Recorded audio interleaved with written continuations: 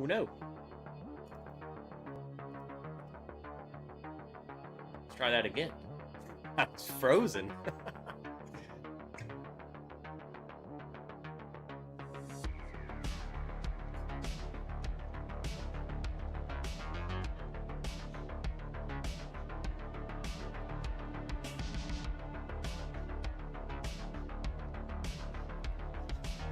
Whoa.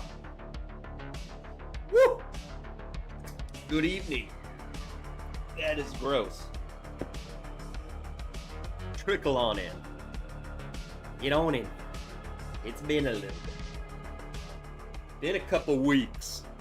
What are we up to? How we been? What are you doing? What's in your glass? Get something. I know you're thirsty. Woo! Man, I'm glad that bottle's done. I am so glad that this is it. 4 years in the making to get rid of this. I will not miss you. Any last words? Nope. You pissed me off. Oh. What's up, everybody? What up, Johnny? Gordy, guy. Get some 1920. Let me guess, 1920. Yep, time to get some 1920. R. Mart. Let's freaking go. Peter White, 48 months member. Holy crap, Peter. That's a long time. It's like 47 more than I can count. Christmas Alicia. Martin, good to see you. I'm going to crack open a 1792 single barrel. I've never had one of these. You know, that is a bottle that I have to revisit because for the longest time, I've tried one and it was not good.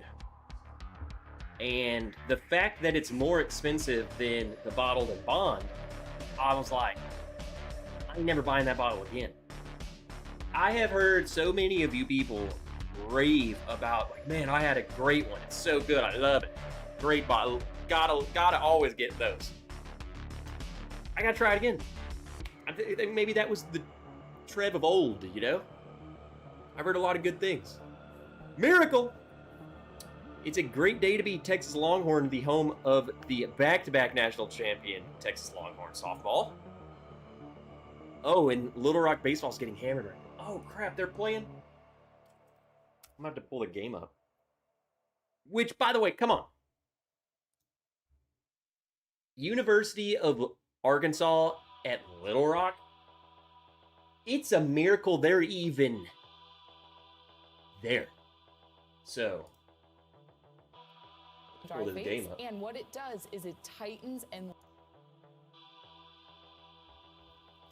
I was watching a game earlier.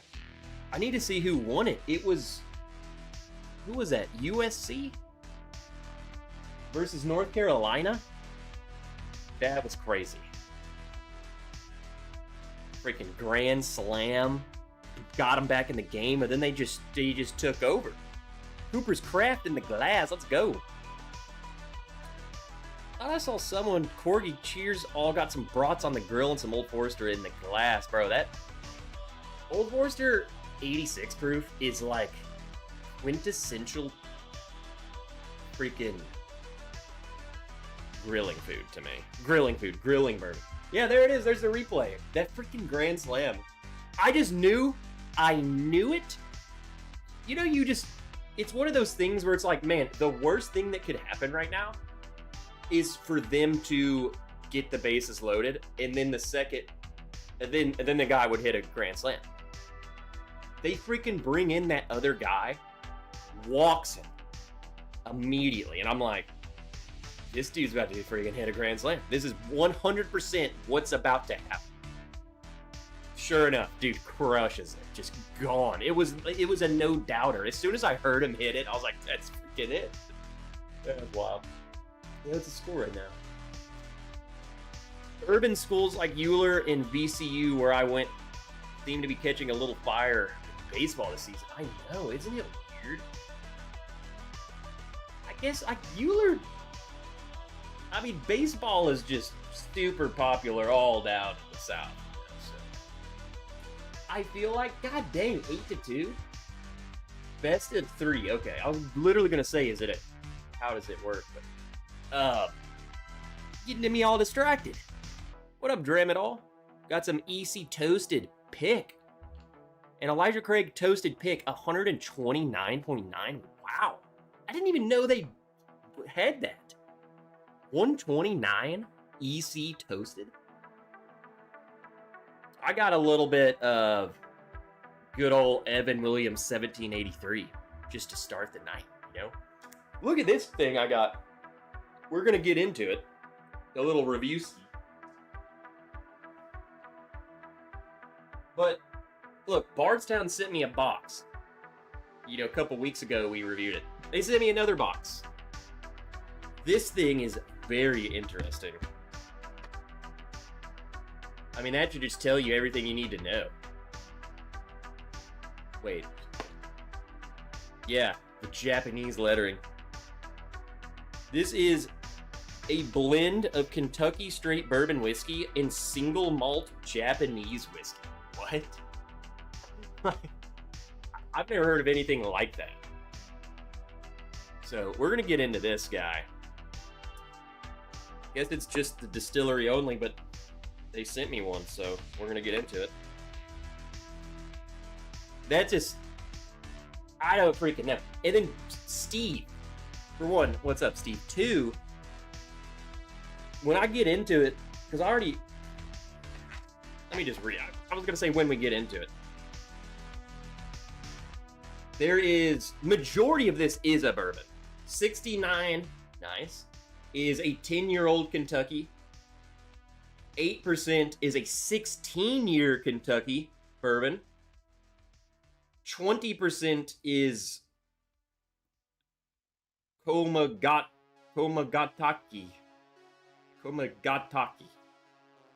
5-year. And then 3% is a 5-year Sunuki. So majority of pretty aged bourbon, but like, what the heck is that even gonna, what is this gonna taste like? You know? That's what I like. I have no clue what that's gonna taste like. But we'll probably get into that next, honestly, because I want fresh taste buds to taste that.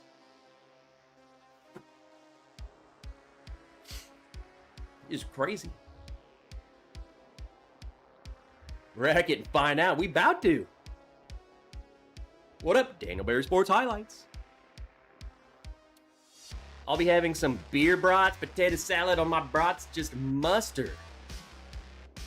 Just mustard on the brat, huh?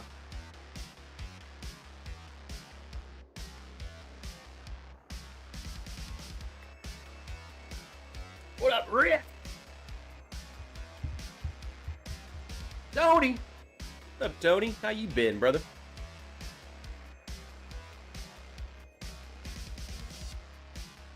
I like to have, like, some good old Evan Williams 1783, man. It's just a simple old, you know, who cares freaking type of bottle. You know what I'm saying? And I love to just have it. Simple. You can watch the game. You just pour it. It's like Old Forester 86 proof. It's just like, it's just cheap and good, you know? How you guys been, man? It's been a couple weeks. I have been so freaking busy. And then the past 2 weekends, I've had like major things on the following, like on Saturday morning early. It's like, gosh dang, I can't ever go live, man. We missed Memorial Day weekend. Hope you guys had a good Memorial Day weekend.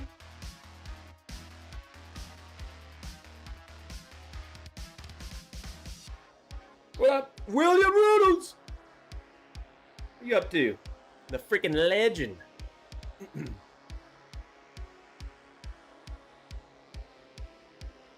It's a great starter pour when it's in the 90s. 90 degrees and standing by the grill. You know? I'm honestly like, it's kind of hard to like, when it's that hot, it's like, what bourbon do you want to take outside and go sweat by the grill with. You know, it's kind of like, dang, I don't really want anything out here.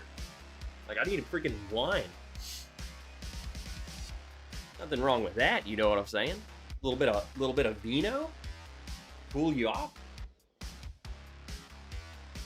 But then again, you definitely, it's like, I personally don't want to bring out my Elijah Craig barrel proof and stand by the grill when it's 100 degrees.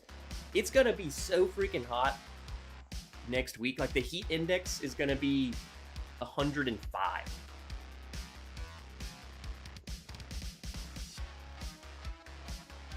The proof of my bourbon doesn't need to be higher than the temperature outside. Right. For some of you guys, like, bro, I don't care. Graham and All's probably drinking his EC pick outside by the grill right now.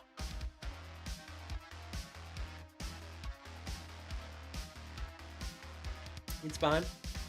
It's fine.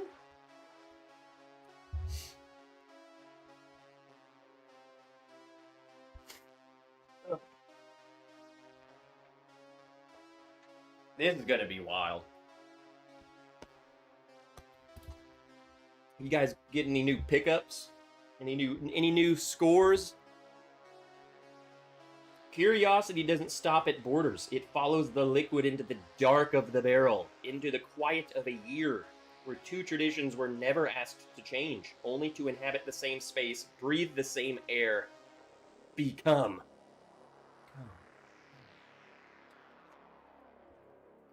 What happens when, instead of leaving volume loss to the angels, we embrace the newfound space with something different entirely? That's interesting.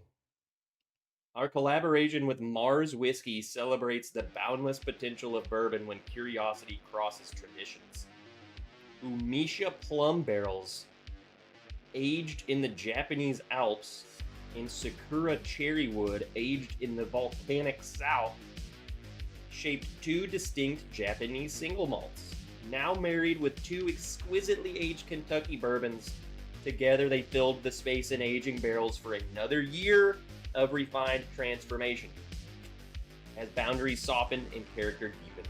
What emerged belongs to neither tradition completely. It belongs to the space between them. There you go. Sounds pretty freaking cool. Nice little bottle.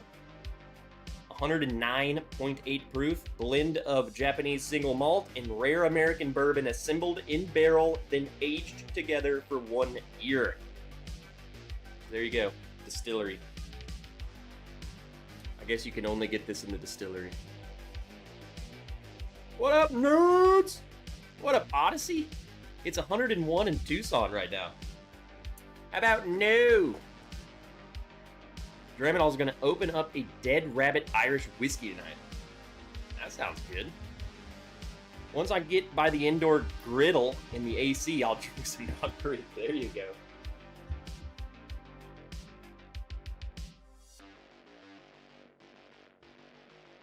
Recently picked up Bell Mead. So they're back, huh? Officially. Can you believe that? Can you believe they got rid of the Bell Mead? Probably because of cancel culture and they were trying to get ahead of it. And then now it's cool to be against cancel culture, so they're like, let's bring back Bell Mead. You know? Hey, whatever. I love Bell Mead. Very cool. One of the coolest experiences I've had was going to Bell Mead's distillery. It wasn't really like, it wasn't anything special. Low-key, small. You know, it's like a tasting room, and over there is like in the other room is like barrels, all that stuff. But I was like, I didn't even know. I got there early. It was like 9 in the morning. I'm like, you know what? I want to go do something. I want to go. Bell Mead's over there. And so I'm the only dude on the tour. And, you know, the guy, the tour guide, was like, he's giving you the whole spiel like,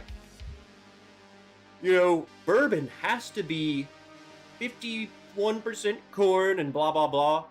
And then he like asked a question like, do you know what the secondary grain is or something? And I was like, I don't know. He asked a question as if I wasn't going to know the answer. And I was just like, oh yeah, it's got to be the blah, blah, blah. And he was like, so he's like, you seem like you sound like you know all of this already. And I go, yes, I do. I was just going to let you go. And he was like, well, I guess let's just walk through the tour and I'll just show you, like, we can just go and just look around, and if you have questions, I'll ask, but let's just go to the bar and I'll let you try everything we have. And I was like, perfect. Okay. So we just literally went to the bar, and he was like, oh, I guess, he's like, I don't have another tour for a while, so I'll just drink with you. So the tour guide's just like, he's like, here, let's try this one. And then, this is crazy. I don't know. They probably wouldn't do that again. Dude was pulling everything. He's like, yeah, we don't even sell this one anymore. This was like a limited thing we did, but we still got a bottle back here. Let's just try it.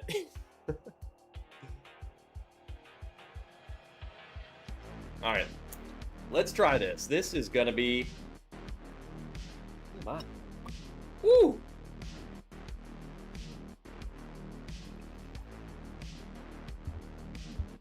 All right. This is the Bardstown. Cute little bottle. The Mars. It is a blend of freaking a 10-year-old bourbon, 16-year-old bourbon, and 2 different 5-year-old Japanese single malts. Here's the breakdown.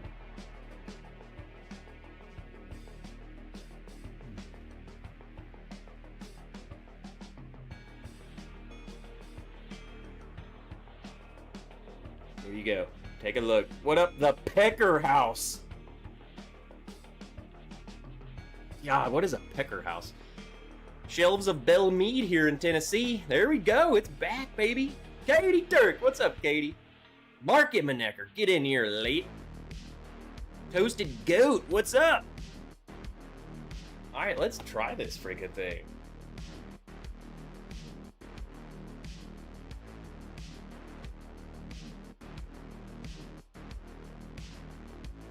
The very first sniff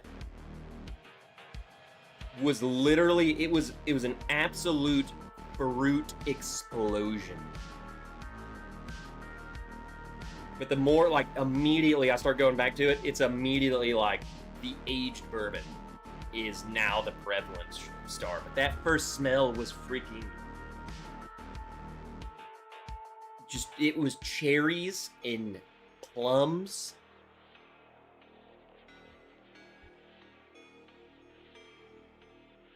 Adam Hudson, I bought a bottle of Yellowstone rum cask finish recently. The cool look of the bottle lured me in. The stuff was not good.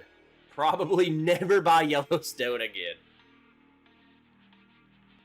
Yellowstone, they have some good stuff. But I would say a lot of it, to me, is a bit too young tasting. Some of the ones that I've really liked were like their store picks. I've had some really good Yellowstone picks. I personally love the freaking the LE, the limited releases they do, but they're always, it's like they're too much, man. Like, I don't want to spend 120 bucks on that. But I do like them. And I've liked basically all of the LE bottles that I've tried from them. I've liked all of the ones I've had. They're usually finished in something weird. Rum finished, I would agree. I think I saw Rick say, yeah, I don't care for rum finished bourbon of any kind. I will say some of the rum finished, I think a rum, like the finishing a bourbon in a rum, they do not complement each other as you think they would. I think it clashes. I don't really like that finish. My favorite my favorite bourbon finish would be cognac. I think bourbon and cognac melds into freaking delicious.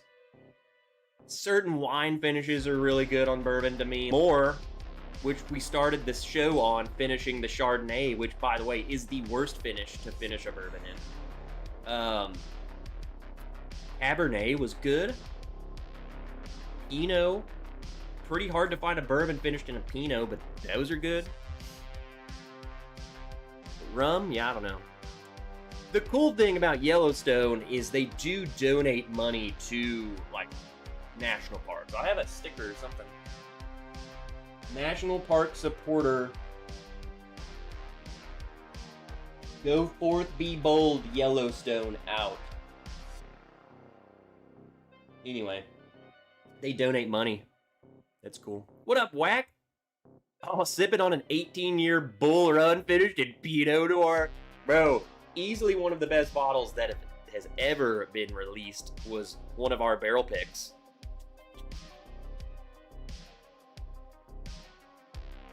Is that the one you're drinking? What up, Darrell? Speaking of barrel picks. Hello? Mike is out. Can you hear me?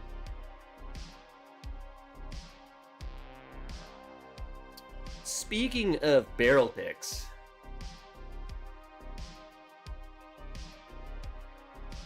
There may be a pick happening very soon.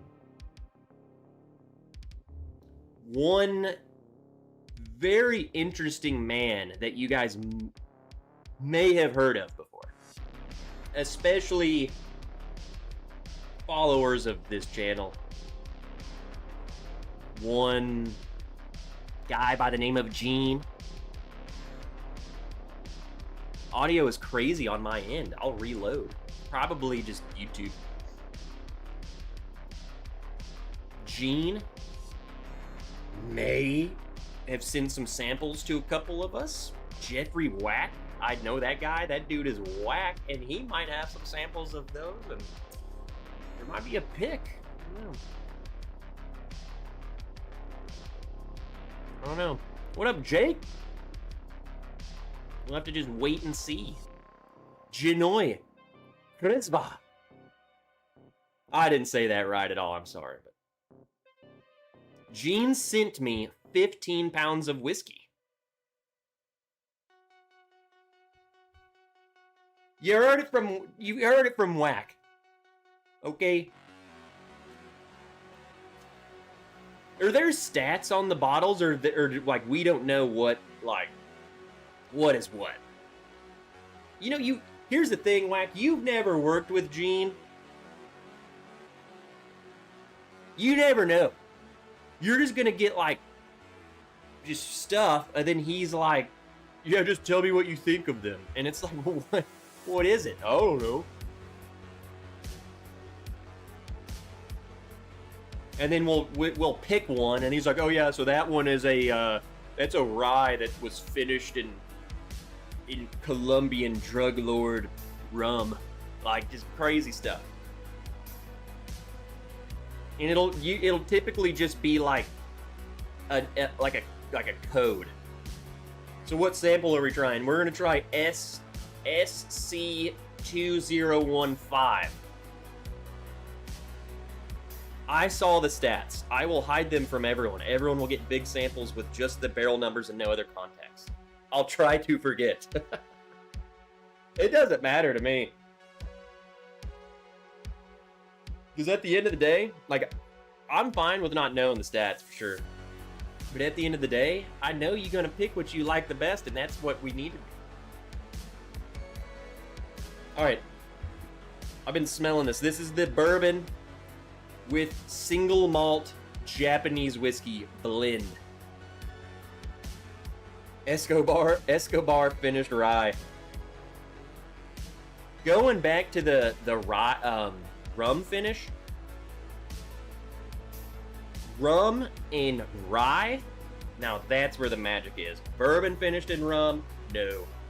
Rye finished in rum? big yes. It's a completely flip. It's a flip. That's what you want. If you see rye finishing rum, that crap's good. That's like perfect summertime freaking whiskey. It gets so fruity. Freaking apples and crap. It's crazy. Love it. What up, David Smith? Get in here, nerd. So I will say, at first, definitely got some really crazy fruit that I typically, it's like the fruity thing that I get on single malt. But now it's bourbon. It's like aged bourbon. I would say, if anything, it is like an apple, like a fruity cherry, an apple, like maybe even like white fruit, stone fruit. But on it smells like a 12-year-old bourbon with a lot of fruit notes. That is how I'm receiving this.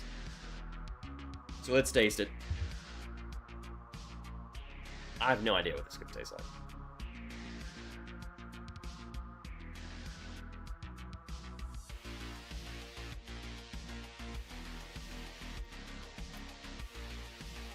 Freaking weird, dude. You 100% get the single malt, but it's like, as you're like, my brain's like, whoa, single malt, and then it's like, it gets enveloped by bourbon. Then my brain's like, wait, it's not single malt. And then it's like, well, wait, there it is. There it is. Oh, bourbon.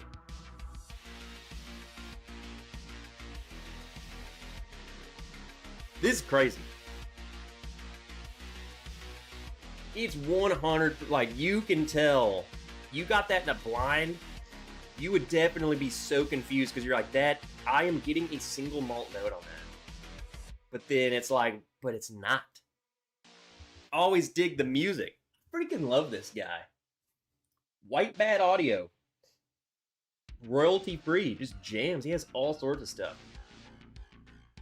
Love it. Check the guy out. What up, Kevin? How the heck are you? Sugar Kitty. 15 pounds sounds like the jugular. That guy is whack. Even Trev says so. Jeffrey Whack is freaking whack. This whiskey right here is whack.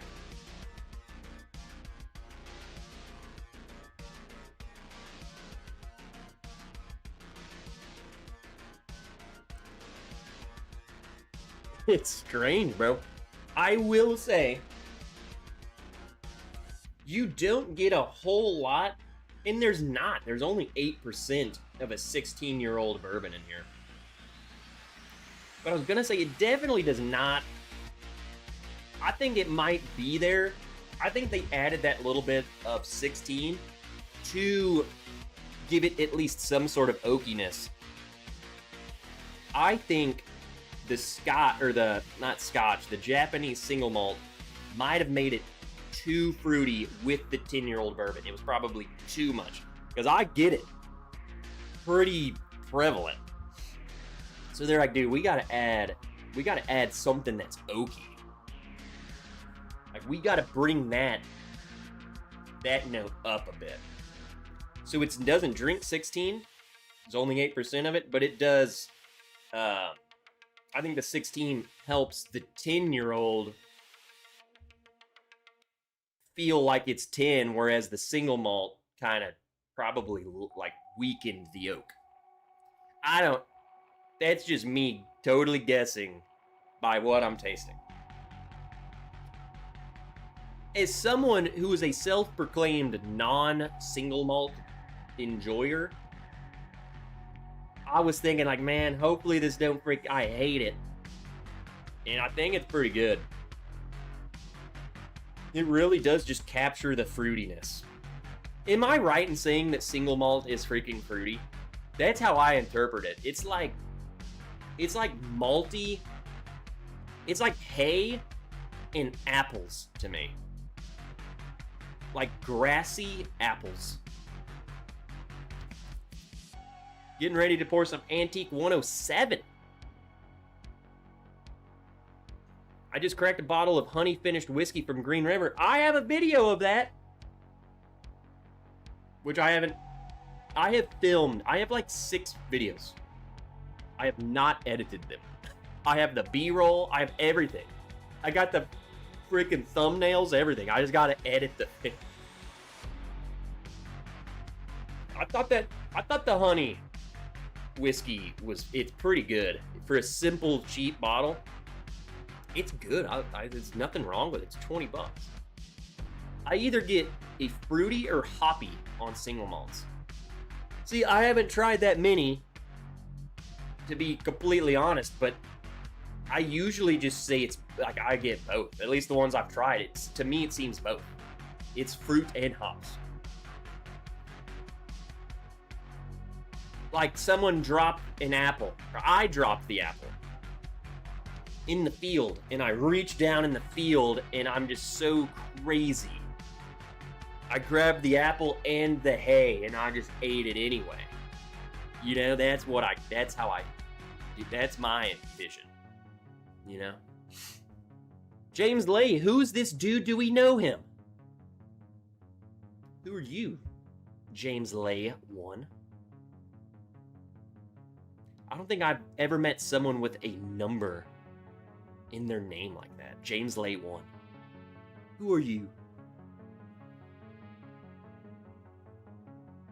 What up, Outside the Star? Get in here, freaking nerd.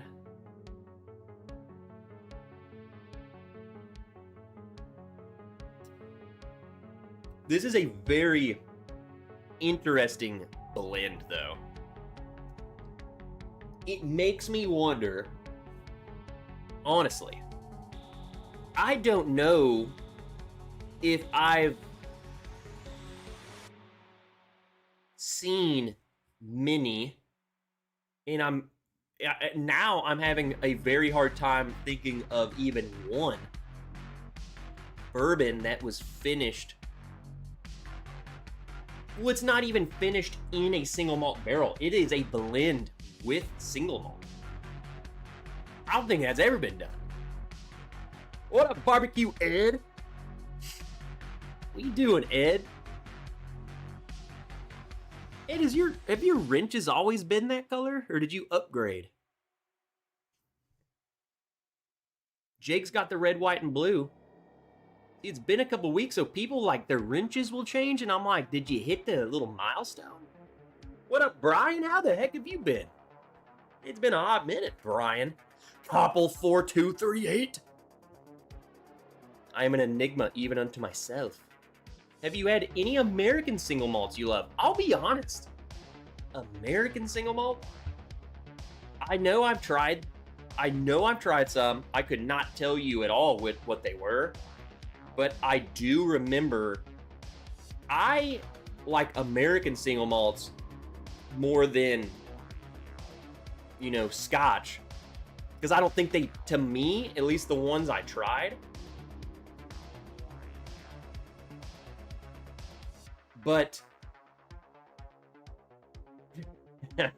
Ed, okay, I've been a member this long, 29 months.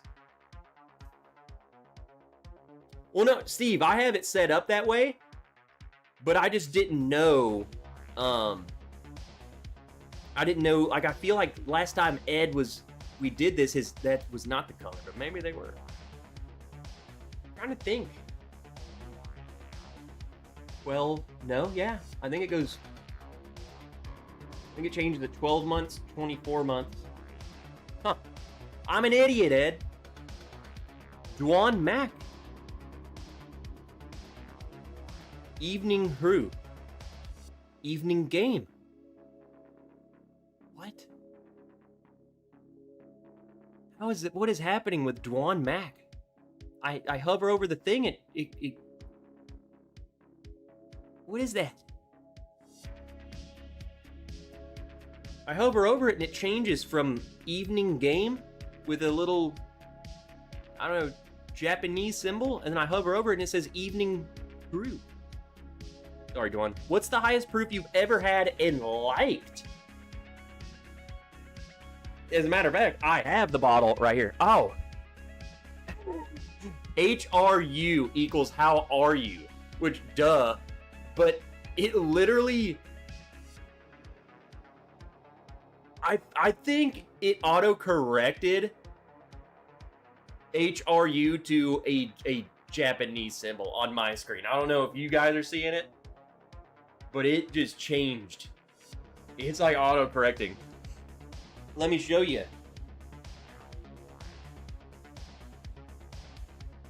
I would say this one right here. This is probably the high. It's not the highest, but as far as like how freaking good this tastes for the proof and stuff, we were just talking about this earlier. This is Super Proofers, Hazmat 142, 16-year-old, finished in Jamaican rum and maple barrels. This is like summertime. It's not summertime because it's so hot, but this drinks like you want to go and drink it outside, right? This will mess you up quick. Dukes of Hazmat. What was the proof of that? Oh, this is the highest. You want to just straight up the highest? It is 80%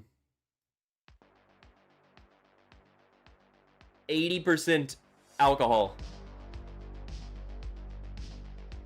This will just kill you. It's a 27-year-old Canadian whiskey.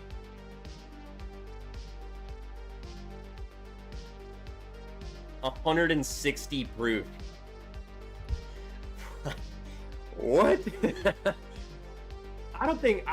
This will never be opened. I have one somewhere.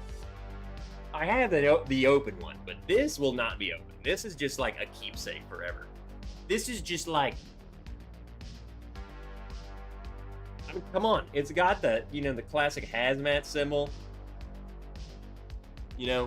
Poison. Like, you can't consume that.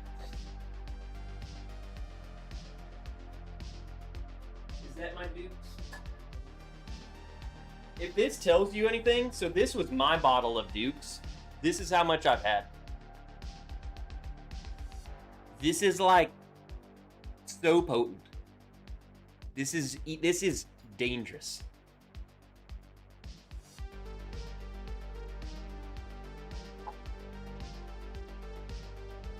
Crazy thing, man. I had a 30-year, 160 proof Canadian whiskey before. It was very underwhelming. It says, get rocked. Here's the thing. I think at that point, it's either going to be, it's good or it's underwhelming. Because I feel like at that point in time, it got to 30 years old somehow and 160 proof. Like, it's like, for one, why did all of this happen? If it was that good, maybe they would have bottled it way sooner. There's no way they're like, you know what? We're going to put whiskey in this barrel and we're going to wait for 30 freaking years and it's going to be hazmat and that's what we want. That is not what they intended, I don't think. Just good old me. Been so long, I feel like the new guy. Do push-ups. You are. Happy freaking Friday. I'm late as usual. Push-ups. Okay, you already done it. You already did it. Wasn't that the second highest proof ever or something? If I remember correctly,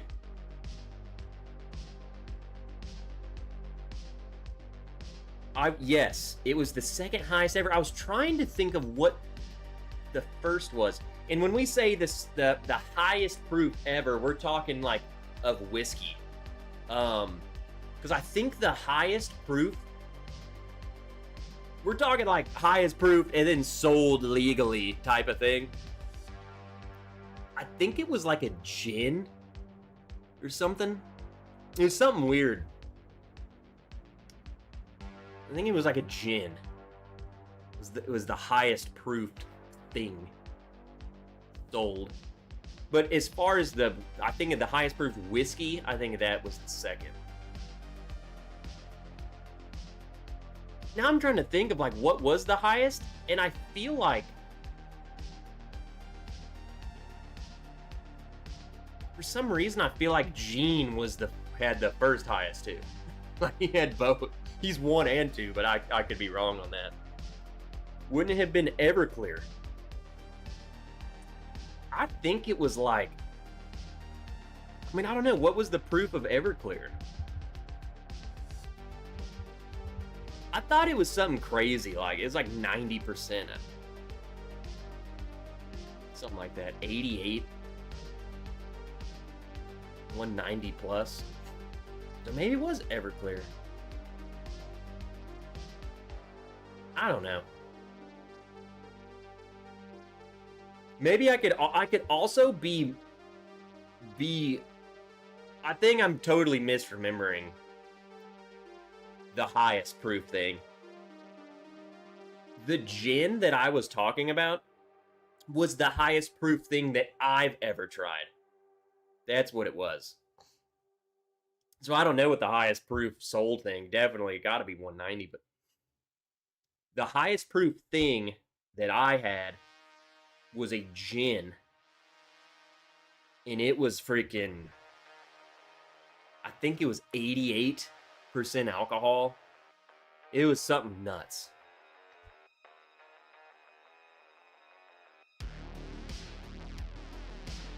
Yeah, I really don't know what's up with Dwan Mac,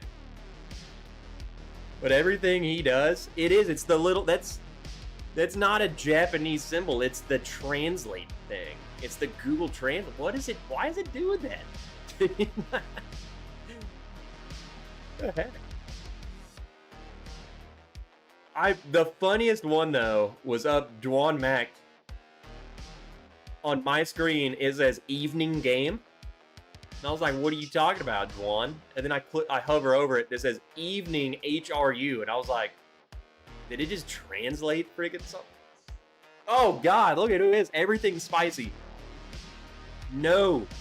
The answer is no. And you haven't even asked it, and the answer is no.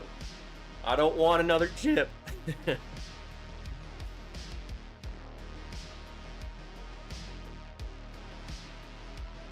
The Everclear we used to get was 191 proof. Oh, wow. See, I just went back to it. That sip is friggin' single malt. It's like a bourbon-y single malt. That sip. How about a pepper? No! It's gonna be one of those freaking shriveled demon-looking peppers, and it's probably gonna be called like, this is Satan's taint. And it's a billion Scoville and you'll die. Drew, everything's spicy. Then shoot, it's been years. But we did a live stream. You can go and find it. It's here. It's on the channel. Even if you just probably type in Bourbon Wrench 1 chip challenge. Me and Seltzer Dan did the chip challenge. I didn't last freaking 10 seconds. I was chugging milk instantly. I thought I was gonna die. I was going to, like, the stomach cramps that I had, I don't know, 3 hours after we ended the live stream, and then like an hour later, I'm like on the ground contemplating if I should go to the hospital. I was like, this can't be right. Like, the pain was so intense. I was like, I'm allergic. It's killing me. But yeah, the next day, your poop would my butthole burning, like literal burning, like it felt like you took the pepper and rubbed it on my butt. I will never do that crap again. Can't eat that thing on an empty stomach. I don't remember if I did or didn't. But dude, the stomach cramps were, I wouldn't give it a 10 out of 10. I would say it was every bit of like an 8 out of 10. It was making me question, like, all choices. And it made me never trust everything spicy. And that's been years. Did a video with a coworker and he had the same experience as you. See, Dan did not get the cramps. He didn't get the cramps, but he left the house and he went, because he was like, man, it's really not that bad. Like, I'm not feeling that bad. I remember he called me. I'm in the bed dying. And I get a phone call and he's like, bro, it hit me. And I was like, what? And he's like, I'm in the freaking McDonald's drive-thru and I think I might die. And I'm like, well, friggin', you better get home, bro. I remember that Clippy did that and got the cramp and he almost ended up in the hospital. My thing was, it hurt so bad, I was literally thinking, I'm having a reaction and this is not normal. But I was also like, if I go to it hurt so bad, I was like, I might need to go to the hospital. But then I was like, what would they do? You know, I worked at a hospital, so I'm like, I'm one of those people that is gonna show up to the hospital and they're gonna be like, the freak you want us to do? Pump your stomach? Like, what do you want? You know? So I was like, I ain't going. If I die, I die. That's correct. Corgi says, had the 2022 chip, didn't think it was that bad. Everything spicy. Didn't you have a video? Shoot, you might have done this again, knowing you. But didn't you do, like, I remember watching a video of this fool eating like 20 of them in a row. He just kept opening and eating. Like, I ate 34 in one sitting. Okay, so it wasn't 20. My bad. 34. Dude, you know what? It's funny that you came in here. It was some day last week. I'm freaking scrolling. You know, I'm sitting on the toilet doing my normal scroll on, you know, YouTube Shorts or whatever. And I forgot what you ate. I felt like it was like a freaking... I feel like I remember a pepper, but did you, like, maybe you put some liquid on it? I don't know. It was like it was like the hottest contraption you could possibly do. And I remember you, like, were in the video, you were kind of like tearing up. You about to cry. And I was like, if he is freaking looking like that, I think I would literally die. Like, it would stop my heart. I don't know. This looked very painful. It was the nuts, not the chip.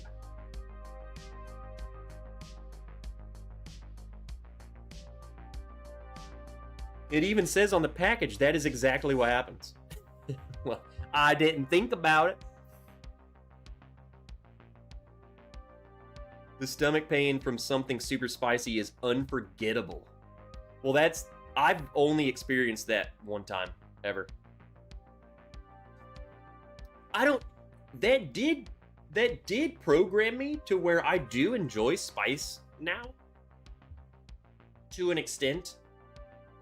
The old me, before the chip, I would only go up to, like, on a Buffalo Wild Wings scale, right? That to me, that makes sense. Yellow. Green. I love the green. Just give me no spice, you know? Yellow.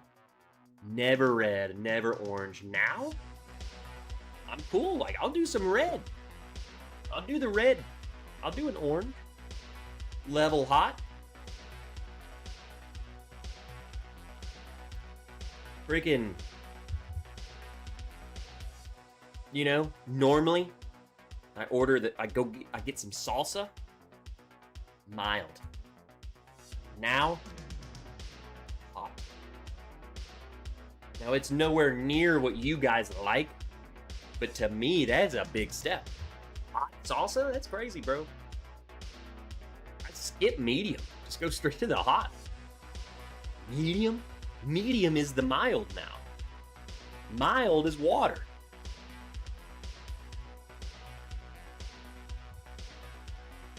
The ring sting. Oh, God. I bought a ghost peppered chicken wing. Less than one bite, burned my lips, tongue, and spit it out. Everything's spicy. What is the hottest thing that you have ever eaten? I feel like it would be some sort of extract, like a liquid.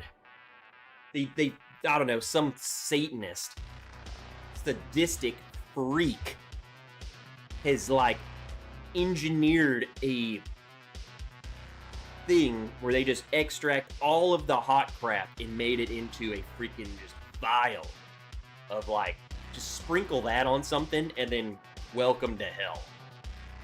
10 billion Scoville. Something dumb. I had a white chocolate bar with 16 million Scoville in it. See, here's my question. Why put it in the chocolate? Or was that just like, I don't know. Did they do multiple things that have millions of Scoville, or is there like a reasoning behind the white chocolate bar? Someone, I don't think it was you. I think it was during the I did that Halloween stream one time, and someone sent me that freaking chocolate bar, and it had stuff in it, and it was freaking terrible. Like, that nearly killed me. That chocolate bar. I remember the chocolate bar. I just watched when you and Seltzer had the one chip challenge, dude. It's pretty funny. That's old school. Y'all all need to watch that video. Did a hot wing challenge where they used the concentrate capsaicin stuff. I did it hell of hot the next day, though. Oh, it's because what was it called? The ring sting.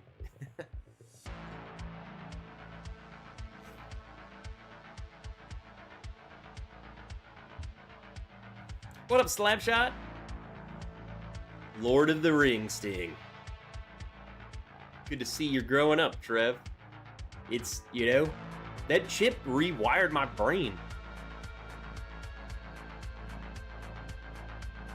I accidentally bought a bottle of hot sauce from Walmart. Wondered why I was pooping like a banshee. Till I looked at the bottle, and it was made with Carolina Reaper. You gotta read that. You can, because they got the cool, those hot sauces, they love making their bottles look cool. And you're like, oh, that one's cool, I'll just buy it. That's literally the amount of thought that goes into it for me. But now, after that chip, I'm like, what freaking pepper they put in this stupid thing? Carolina freaking Satan's nuts. That's what, I don't want that. Cocoa butter is what can make the day after pain bad. Cocoa butter? Is that why they do it? Just to really kill you? The oily cocoa butter in the white chocolate spreads the heat. No way. So it's literally to make it as bad as possible. I knew there had to be a reason for the freaking chocolate bar, bro.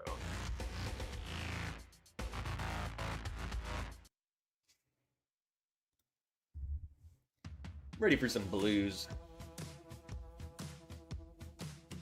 That's wild, man. I love how this turned into just all hot sauce and hot stuff now. It's very interesting. Hey, I won't do it. I don't want to do it. Final thoughts. See, y'all forgot we even opened this and we're drinking this. I'm surprised. For one, I'm surprised how much I like this, considering I am not a single malt enjoyer. It does make you wonder why no one has done something like this before, and it makes me think, will other people try something like this? Because I think that worked. That tasted freaking good. I bet you it might be hard to get it to taste that good. Bardstown's just great at blending stuff. But that's fun. I like that. Yeah, I don't know if it's cost effective and all that. Have a good night, Wrench. Keep it spicy. See ya, brother. I hope you eat 17 peppers this week. Probably not even a lot. He's probably like, dude, I do that like daily. I did a wing challenge where my wife used to work back in the day. It was a ghost pepper extract. I knew not to chug the milk afterwards. See, I did. Follow! Go Braves!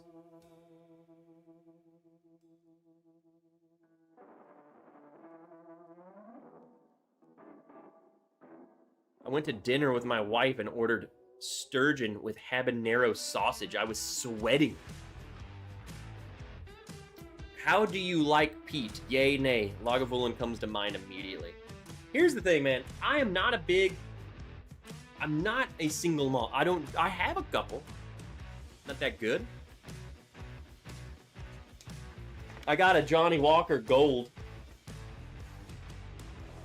Won that bottle. By the way, I didn't buy it. Peat? I don't dislike peat. As a matter of fact, Rocktown used to do a peated bourbon, which I loved. Granted, they did 2 batches. Batch 1, if I could go back in time and just buy like 30 of those, I would. Batch 2 came out, it wasn't as good. It's just not, it was like something, it was not as good. So I don't dislike peat. Now I'm not a peat head. I'm not gonna drink freaking, I want no Ardbeg.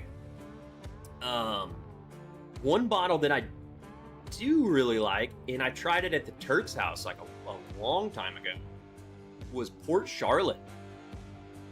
I like that bottle. Pretty good one. And this is my little guilty secret. Don't judge me. When we go to Cancun, you know, I'm drinking all of the tequila, you know, margaritas, doing all of that. Fruity drinks. My whiskey of choice, because there's very limited options. Johnny Walker Black in a cup. I just say, give me it. I was like, I want a pour of Johnny Walker, but I want it in a cup. And they're like, yeah, sure. That's it. I love literally taking my Johnny Walker Black and like sitting by the beach. Weird, but that I really like that. Thoroughly enjoyed it. Port Charlotte does kick ass. See? I like it. Now, would I go and buy one right now? Probably not. I don't want to spend money on that right now.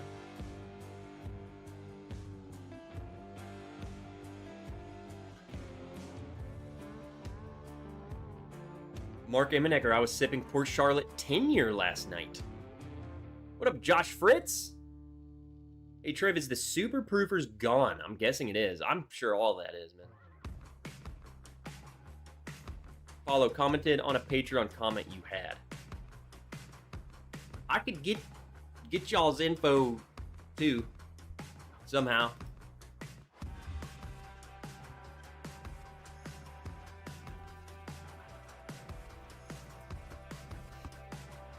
All right, let's get another pour of something. I want to drink this. Like, we just drinking what we want to drink, and I'm a simple guy, and this is a simple rye, and it's simply good, and I'm gonna pour it.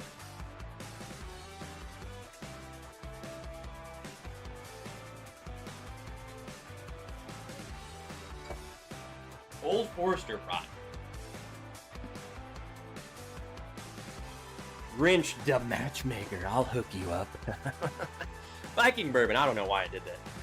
I can drink peated single malt or straight bourbon, makes no difference either way. Peter's is like, I don't care what it is, just give it to me, baby. Has anyone tried Booker's Big Easy Batch 2601? I haven't had Booker's since the bottle I got over there, 2023.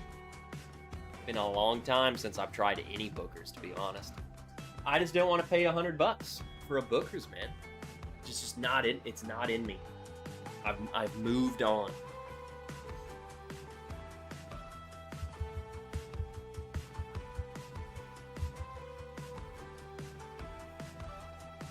$100 proof or barrel proof? The Old Forester single barrel. Try some tonight. I think I have a little bit of Booker. We can try. Yeah, we can finish. But this one's 2020-01. It's just sitting up here.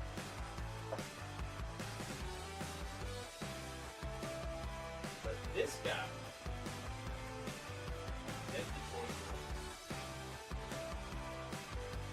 Okay, I lied. It's been even longer. 2021. And we'll finish it tonight. That's wild, man.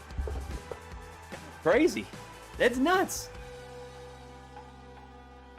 I haven't had 2601, but several people say it's really good. Well, I'll tell you how 2021 was. What a great year. Y'all remember that? Remember 2021?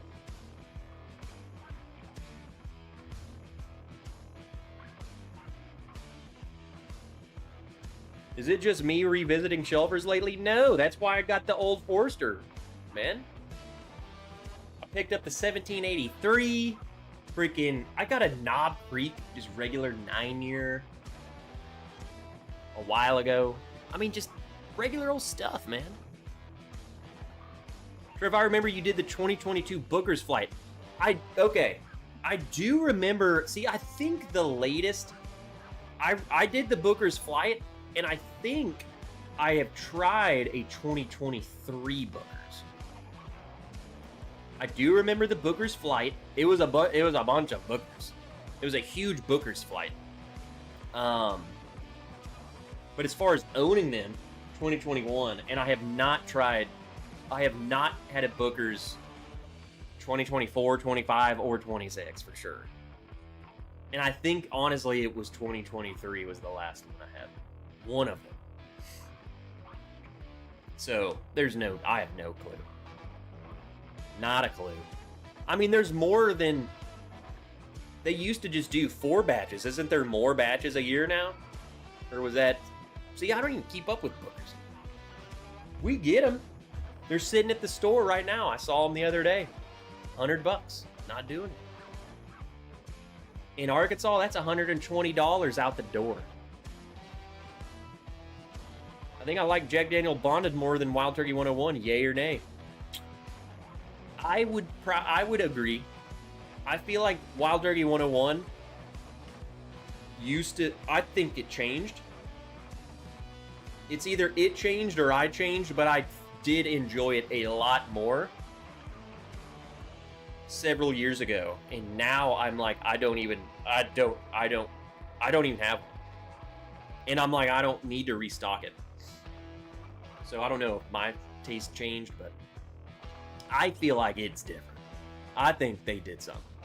They did something. Because, you know, we had that Wild Turkey 101, the 8-year. That thing, really good. I feel like that's how I used to view regular Wild Turkey 101. I feel like it's gotten, they put younger stuff in it, and I don't think they could keep up. Maybe we'll see it come back, you know? I saw a picture the other day. In it, the dude was like, it's like the good old days. Times are changing. And it was a picture, this store, dude, had everything. Eagle Rare, 30 bucks, 30-something bucks. E.H. Taylor sitting there. All the stuff that used to, like, just be hard to find was just like, you would trip over it in this store. And I'm like, you know what? Maybe we're getting back to the time where Wild Turkey 101 is gonna be good again.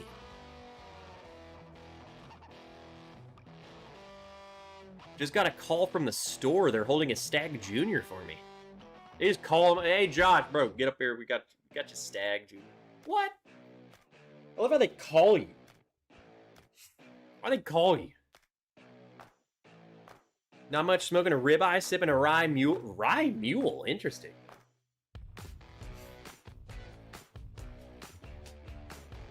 Larceny barrel proof or ECBP? Here's the thing. It used to be a clear answer of Elijah Craig barrel proof. It's not even close. I have had ECBP. I'm going to say ECBP because even if I feel like every batch is good. Was it as good as it used to be? No. But I think you can never go wrong with it. I think it's like you get it. Worst case scenario, it's still good.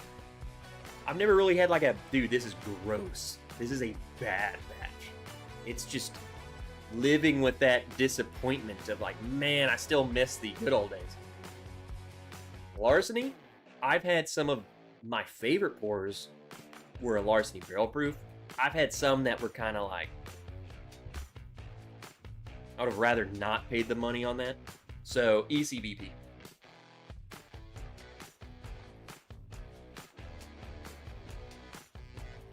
I've had a couple Larcenies though that were freaking just phenomenal. Like, I think it was the C923. I bought several of those. I was like, this is just, I wish all Larceny barrel proof was this. You know what I'm saying? Like, it hit the spot for me to where it was almost like, dude, I'm not even gonna buy Elijah Craig. Why would I do that? Because I love this so much. That's how much I like that. And I think everything's probably like that. I bet you could find a batch of anything where you're like, God dang, this is freaking good, you know?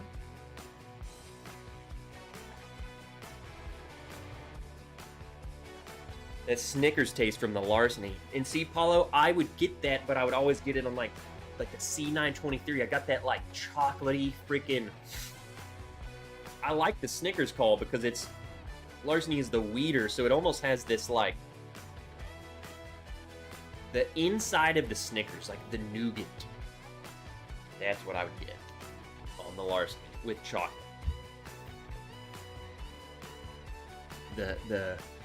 The non-chocolate part of a Snickers bar. Look at this. Brian says the last two Wild Turkey 101s I've had were just not good. I haven't had a Wild Turkey 101 in a while, but that's why I haven't. Was because I got one I was like, I'm just good. I'm like, man, I haven't had one of these in a while. I'm gonna get it. I was like, dude, this is something. This ain't it. Like, something's different, man. Me, the bourbon, something. And it did not do it for me.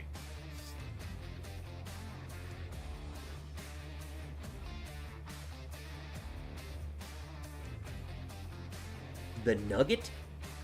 The nougat.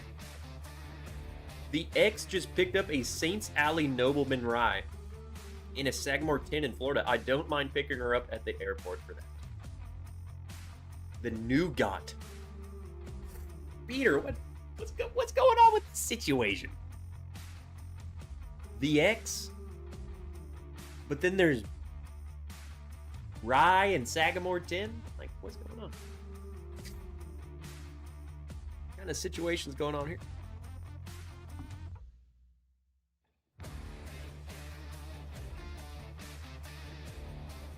$400 retail for Wild Turkey A&A. Sold out in 2 minutes. Which one's that? I saw, is that something different? Did you see, like, they did that, the Wild Turkey tin, the gold foil thing. Is that what you're talking about, or is that something different? Y'all see this? How much is it? Oh, God, what's my, I can't even, in your date of birth.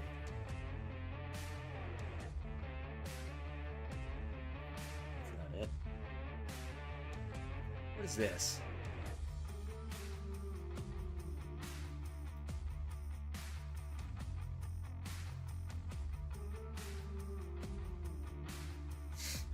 This thing? How much is this? 16-year-old Austin Nichols. Oh, it is. So that is what you said. A&A. Austin Nichols Archive. I don't know. That was short for that. And you said what? $400 retail. Sold out in 2 minutes. I mean, let's face it. That is like a sick little tube. I mean, that could be a puzzle. I want to do a puzzle. I want to drink that bottle and do a puzzle of that picture. That's what I want to do. Like, can I just buy this? I gotta get something.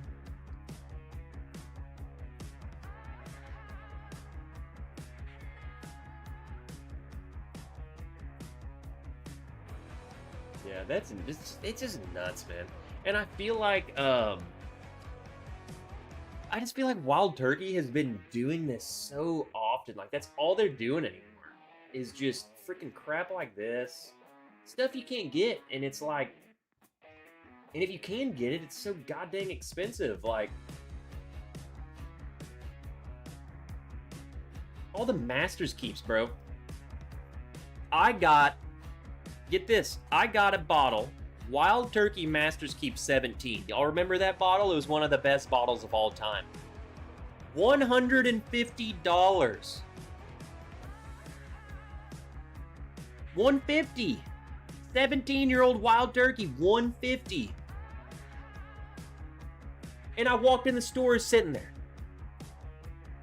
Now, it's like, goddamn, $400 freaking dollars. I mean, shoot, even Russell's 15. Septical. Get it? Skeptical. It's got to be good, but Russell's M15 MSRP is only $250. Even $250. God dang. I got 2 years on you and $100 cheaper. It's like they just keep going up and up and up.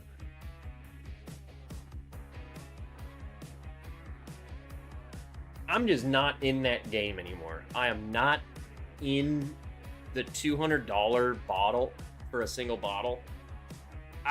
I went through that phase, and I am out. Does anyone else find it hilarious how alcohol and porn websites have those buttons that ask if you're over 18 and 21? The website.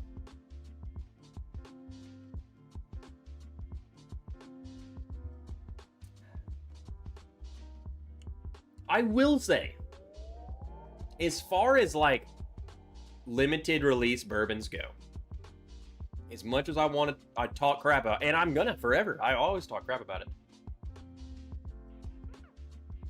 At least,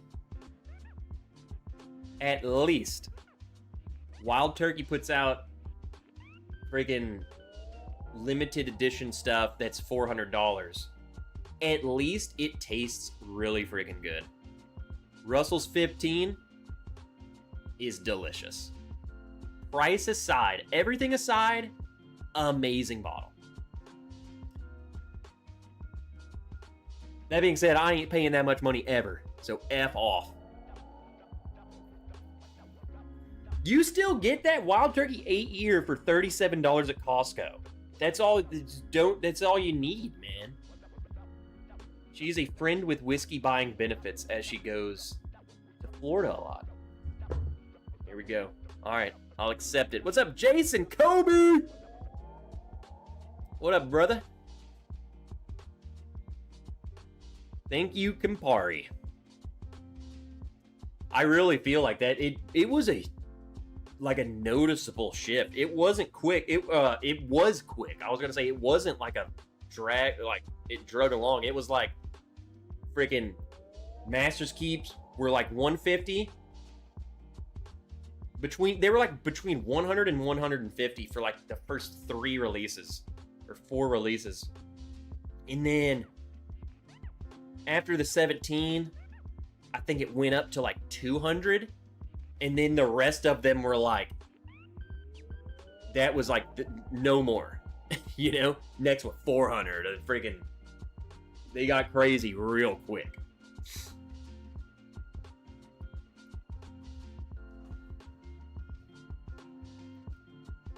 The anniversary bottle was great for that price. I thoroughly enjoyed, like, the anniversary bottle was great. The Wild Turkey 8-year, great. Especially for $37. Martin getting it for 37. That would be, you know, that's a daily right there. That's it. Secondary is $1,600 on the Austin Nichols archive. What are the old classics up to nowadays? Like, what's a good old... You know, you really don't hear anyone talk about Pappy. What's a good old Pappy 15 go for nowadays? Is that a thing? Like, people still care about Pappy? I haven't even said the word Pappy in maybe a year.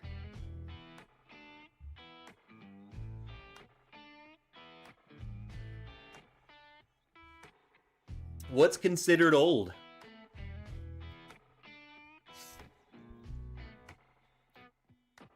Your B-Tat. I'm talking about like the things that they've been part of the collection for a long time. It's not like this new thing like this gold foil or the Master's Keeps. I'm talking like your Pappies, your B-Tacs, your basically just Buffalo Trace stuff, because I feel like they were the OG. They were the, I guess, the first to do it, or at least the first I've noticed it. You know, okay, go back 10 years ago, you didn't have 150 different LE bottles. You had like 10.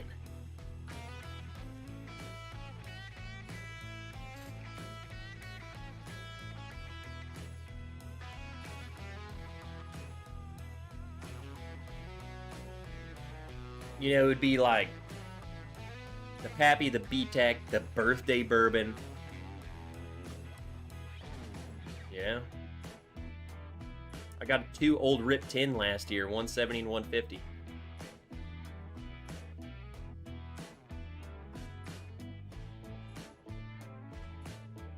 The secondary price on some of those bottles is equal to my mortgage payment. It's ridiculous.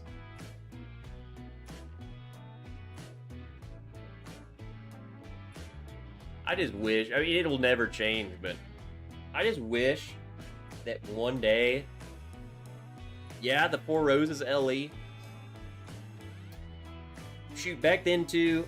Back then, it wasn't that long ago, but like, you know, they had the Elliott Select. And I remember that was kind of a newer thing.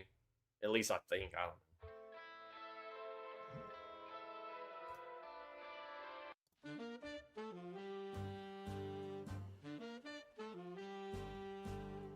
I would consider dropping some coin on OGD 114 from the 80s National Distiller, one of the best bourbons I've ever had. I think, shoot, I forgot who I got that from. It might have been Cameron from Drums and Dram. Cam might have sent me a 90s. Like I feel like it was older than that. I think it was like a 1988 OGD. That crap was good. It was an old, dusty old granddad, and that crap was freaking amazing. It had to have been him. I don't know that many people who have this stuff who's willing just to send it to me, and he's one of those weirdos. He goes and he finds all this stuff somehow. He's like, oh yeah, I spent so much money on this old granddad, I couldn't help myself. Like, what? What do you mean you couldn't help yourself? What about the Jim Beam Wildlife decanters from the 70s? Shoot, half of them probably got lead in it. I don't think I've tried a decanter. Here's a cool thing. If you go to Jim Beam, part of the tour, they take you into this, they have this whole display room. It has like every single decanter they've ever done. And it's crazy some of the stuff they did. I was like, who was buying all of this stuff? Like, how are there this many different little decanter bottles y'all did? Tons of them. Freaking trains. Freaking a bus, fire trucks, freaking all sorts of crap. Yeah, Dusty Dan, I don't know where the freak he gets that crap either. Surely there's not that much of this stuff out there, yet he keeps getting it. I don't know. I don't trust Dusty Dan.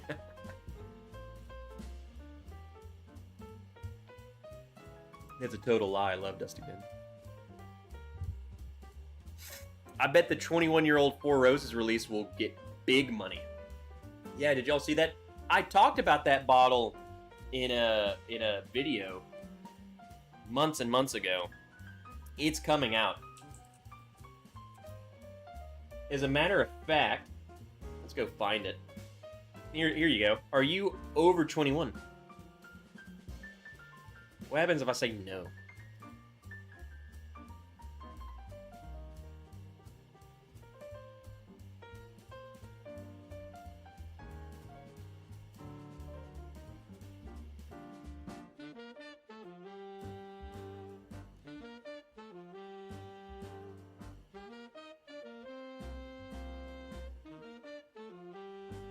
Did you guys know that happened? Responsibility starts here, there, everywhere.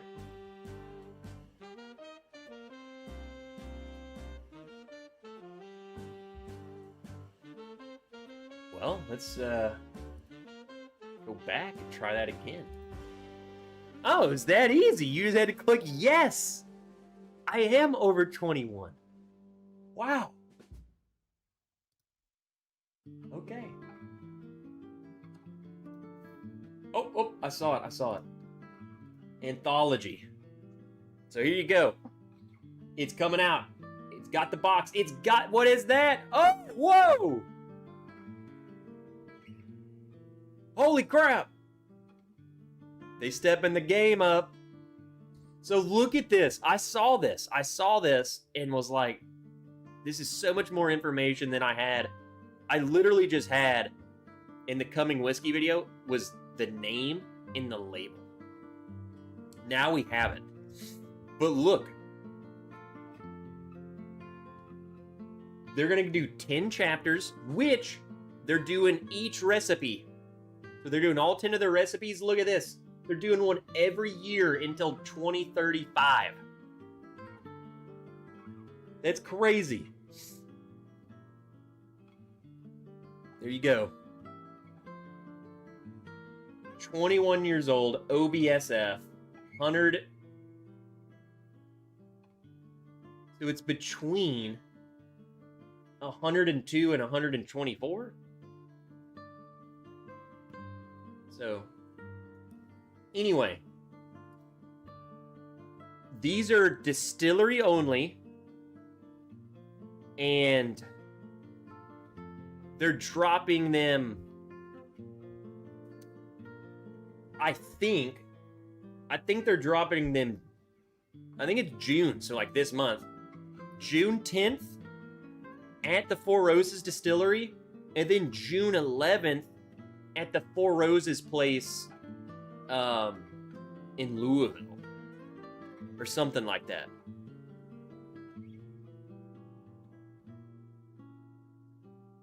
How much is this going to cost? I think it's probably going to be at least $500 MSRP. And I bet you there's going to be a line.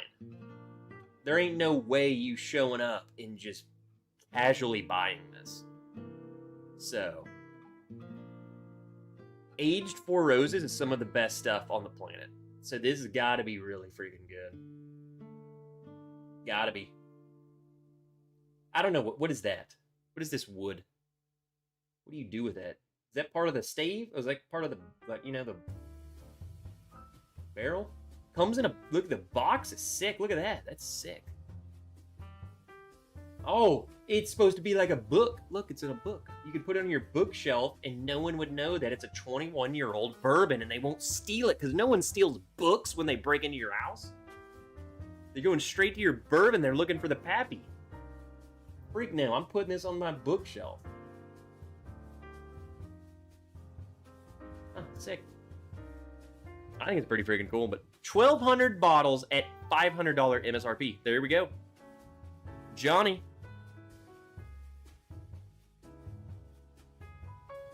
Jason C, who said Minnick, F yo train. That was a classic. F the trains, courtesy of Fred Minnick to Jason C. I think it was, wasn't it? Okay, I don't think Fred Minnick said F your train. He was talking crap about the train. And Jason C was like, bro, you talking shit about my train. Like, F your train. Something like that, right? It was a classic. That's a classic. F your train.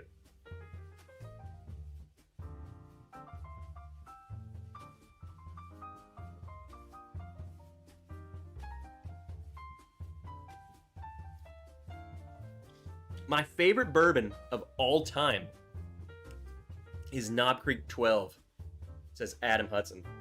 That's a good one. I have a review of Knob Creek 21. You know what I just thought of? I was wanting to read someone's comment, and I never did, but it just now came back to me thinking about it. Someone asked about how long does it take to edit a video? And they were like, that seems like the most tedious part about it. Who said that? And are you still here? I remember seeing that and wanted to talk about it, and you guys distract me. Like, I'm like a little hamster.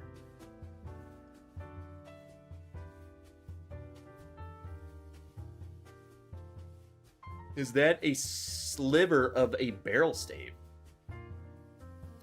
It's got to be what that is.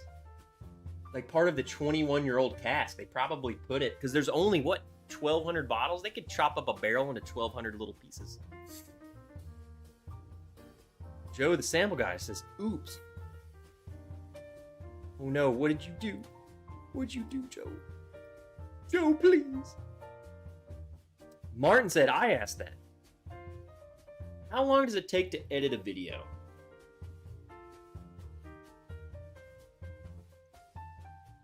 When I get in the zone, It does not take that long. I say that long, that's all relative. I'm very particular and precise, and I want my cuts, I want to cut out stuff, but it's got to be exactly perfect, and it's got to be like, if I want to pause right there, I got to pause exactly where I want. I don't know. It's just, I'm so meticulous. So I do it to myself. I don't know, 2-3 hours. I can do it quicker. Sometimes I get in this flow state and I'm just like boom, boom, boom, boom, boom, boom, boom. A lot of times my reviews, I'll be like, there's a lot I gotta cut out because I'll be talking and talking, and then I'll be like, that didn't freaking make sense at all. And then it's like, and then it's like I gotta make sense of what I was trying to say, because I'll do a whole section and then I'll mess it up, and then I'm like, well, shoot, I don't even know what I just said or where I can pick back up and it makes sense when I'm editing it. So editing Trev has to go through and piece together freaking what review Trev was trying to do, you know? Like, I'm not reading a script or anything. I'm just like talking like I am here. But when I'm just in my room like this, hey, what's up? I mess up and freaking, or I'll be like this for like 3 minutes straight. Like, what can I say about this? What is that? You know, it's like I gotta cut all that crap out.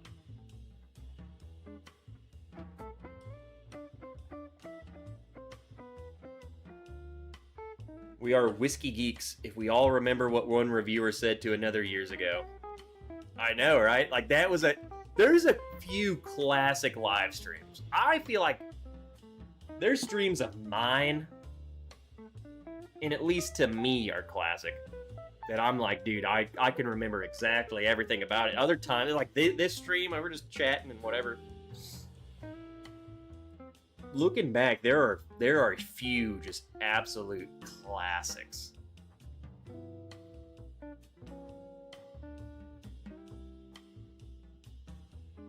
I can say with 100% assurity that Matt Porter coined F your train in the chat room, seeing Fred looking disinterested. That's gotta be, I mean, that makes total sense to me. That's what happened.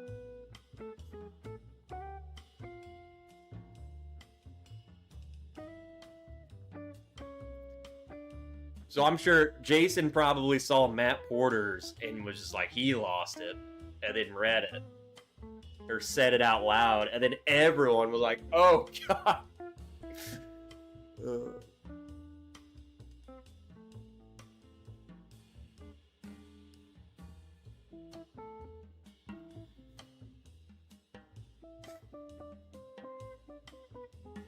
What up, Will 2?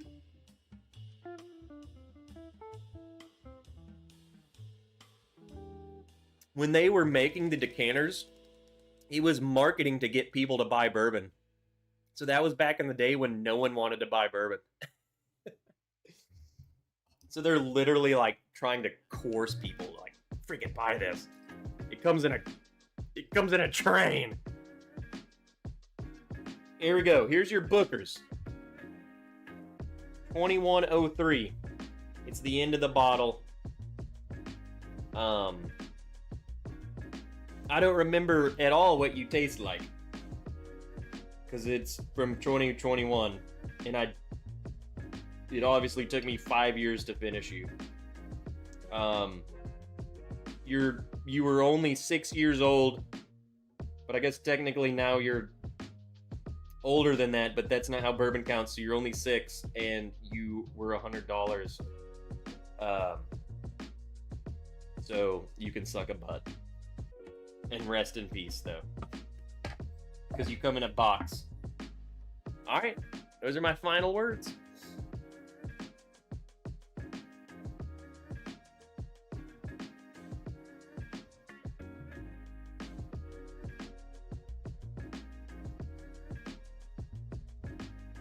Smells fine. Smells 6.5 out of 10. It smells a 6 out of 10. It doesn't smell any better than anything else I've had tonight. Even the Old Forester. Can anyone recall what drink we started with maybe in high school and thought we were full-fledged badasses drinking? Juan Mac. I can actually remember. Okay. Let me preface this. Yeah, my mom, growing up, I'm, little 8-year-old Trev, she would always drink wine coolers. And, this wouldn't fly nowadays, I guess. But, back when there were no rules, what I'm saying, you could beat your children for being a little craphead. I'd be like, Mom, I didn't know what she was drinking. I was like, I want that. And she's like, here, well, take a sip. And I would take a sip of her wine cooler. And I'd be like, ooh, like, what is that, So, when I say my first drink, I can remember my first actual, the intent is, I'm not a child and I know what drinking is, okay? So, I did not drink at all, ever in high school. I joined the Army, and when I graduated basic training, I went to Germany, and I met up with a guy who I was in basic training with. He'd gotten there before me. And he was like, hey bro, you want a Jaeger bomb? And I'm like, I don't even know what a freaking Jaeger bomb is. You know what I'm saying? So I was like, yeah, sure, whatever. Bro, me and dude do a freaking Jaeger bomb. I'm buzzed out of my mind. I'm sitting in his room like, bro, Jaeger bombs. That's my first actual drink, was a Jaeger bomb. Ugh.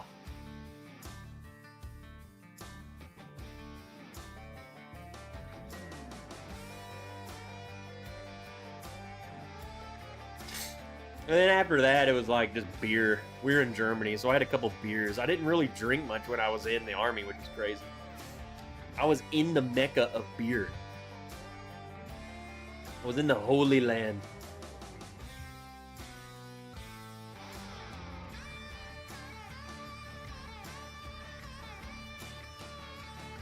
I used to buy my dad a bean decanter every Christmas. He collected them on a shelf in his bar. See, that's wild. That's cool. When I was in high school, my favorite was Jack 7 or David Nicholson, 1843.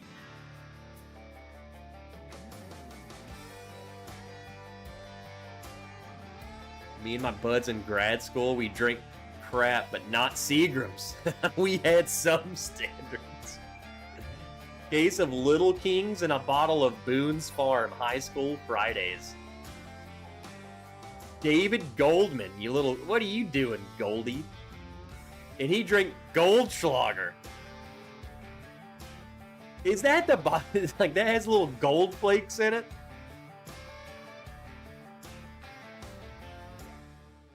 What up, corn and whiskey, you nerd? My dad had a bottle of Monticello rum. I punched a hole in the cork, left it in, and used to sip it at like 11. What? So you were sneaking it? What? That's honestly like, I'm sure, how did you do that? Dude's out of there like a sippy cup, like a hole in the cork.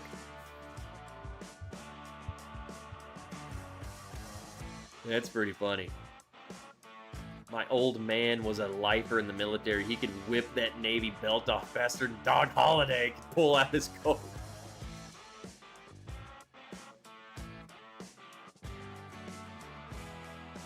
Jesus. Used to chug King Cobra. What is that? Followed by a 6-pack of Miller Lite, then go play video games drunk at the 7-Eleven. Dude, King Cobra? What is that? King Cobra. I don't know. Alcohol. Malt liquor. Is this it? What is this? Bro, what is that?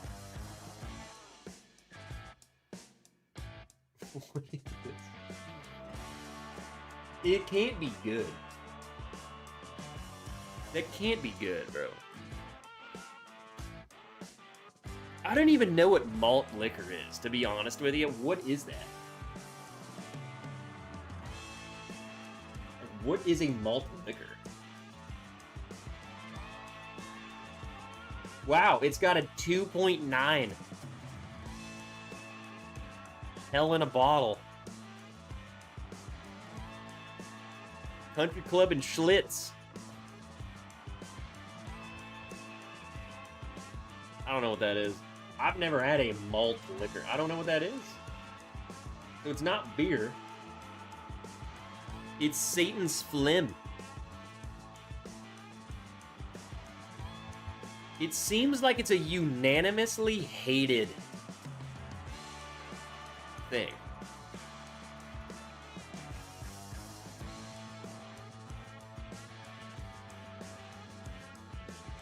It's second cousins to Malort. Okay, dude, I ain't trying it.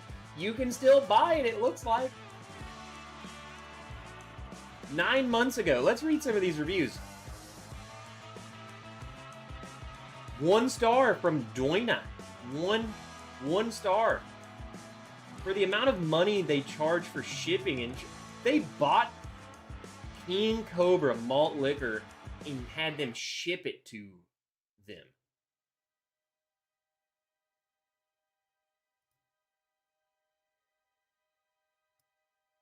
Byron gave it a 3 stars 10 years ago.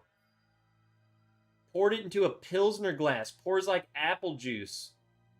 It has a decent head. Bro gave a full freaking review. Overall, you should probably drink it straight from the bottle. The more I drink it, the more I like it.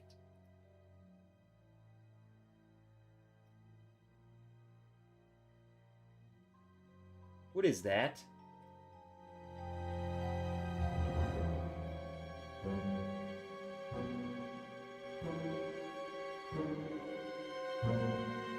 I thought I got rid of this song.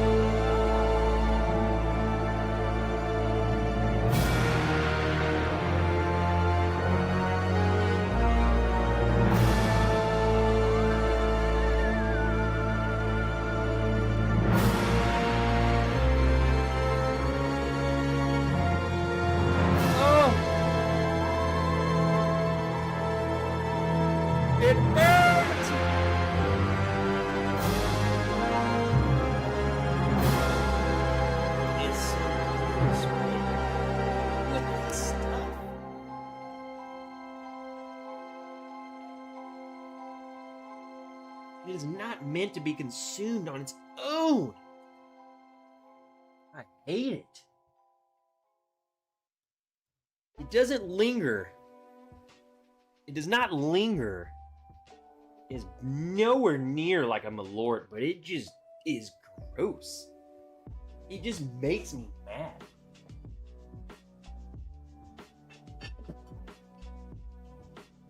Look, I was grabbing the Malort, but it's gone. That's how much Malort we've had. And this is like bottle number 3. So I had to grab the Dick Burns.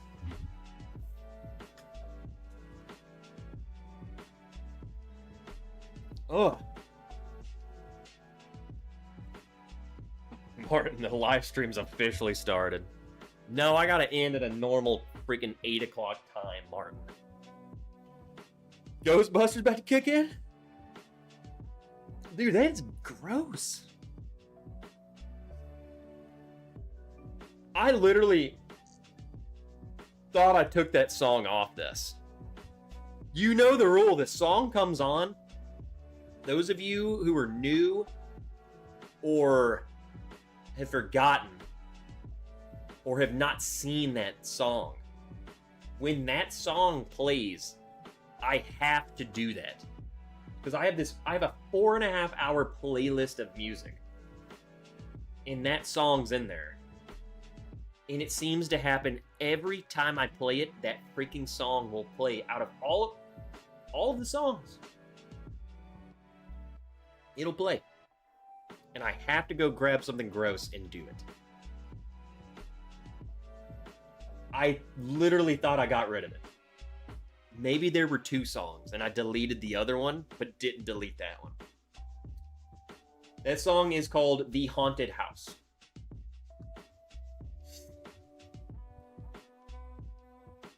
Hey, we ready for October already? We ready? Ready for Halloween? Bourbon Kitty came in and was like, do it. You're in danger. Here's the good thing about the Dick Burns. It's gone. It's already gone. Malort would still be with us. It's a quick punch in the face, whereas Malort is like just bad.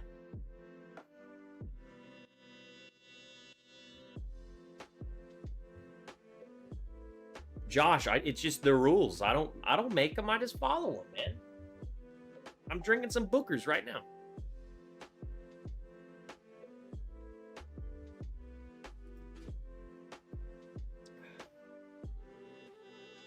Woo! That is hot. See, that's another thing about Bookers, man. That drink's like lava. That ain't worth no $100, man. That's a $60 bottle of bourbon right there. And even then I wouldn't. I know you have a bottle of Fireball somewhere. Not in here. It might be all of the non-bourbon is under the kitchen. Or it's in the kitchen. It's under the kitchen. It's where like the rum and the tequila and all your typical stuff. Better than Saz 125? I haven't even tried that, so I have no idea.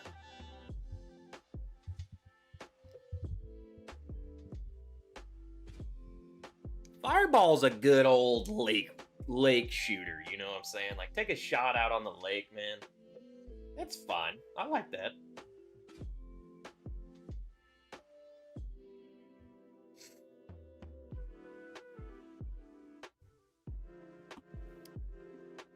I know I've said it before, but I didn't mind Dickel Tabasco. Corgi, you're crazy. It's lava because you just drink Tabasco. No. That's like... No. It's the proof, Mark. It just drinks hot, man. I don't know. At least this one does. Last time you had some Jaeger... When was the last time you had some Jägermeister? I know, it's pretty close to how you spell it. I hate Jaeger. I loathe it. I am not a black licorice fan. Therefore, Jägermeister is probably, that should be I should get a bottle of that, and when that song comes on, I'm drinking Jägermeister. I hate it. Now, you want to know something that's fun? Rumplemints. Toothpaste and vodka is what it is. It's just a clear alcoholic toothpaste.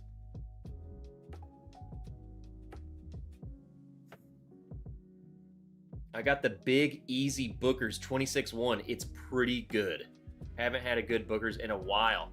See, Jason, that's what we were talking about earlier. That's why I even got the Booker's down. Someone was saying that this new batch is pretty good. But I don't know. I don't trust you guys. I don't trust you. I ain't doing it. I ain't doing it. I ain't dropping $100.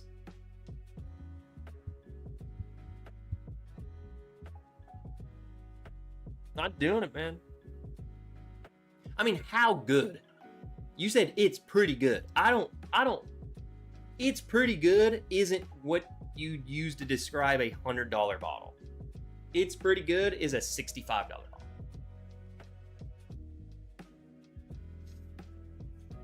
$100, it better be, it's freaking good. Wish they could recreate that Booker's Rye. Are you talking about like the Booker's, like that special one they did?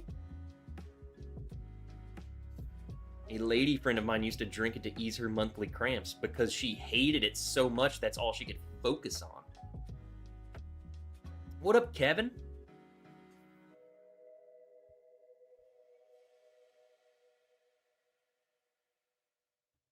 Rumplemints is awesome.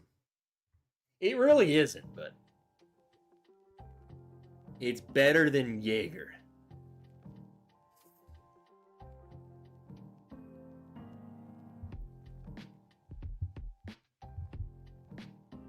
Aussie black licorice is delish. Clear your sinus. I don't believe you. I don't trust you.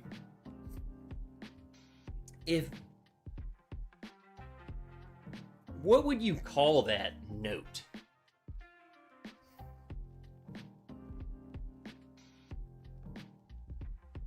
You know, a black jelly bean, a black licorice. Is it anise? Would that be, is that the note that you, or is that the word that's the quintessential black licorice note? That you either love it or hate it, it's because of the anise? Anus? It's probably anus. That's what it tastes like to me, but like anise is that's what people don't like, right?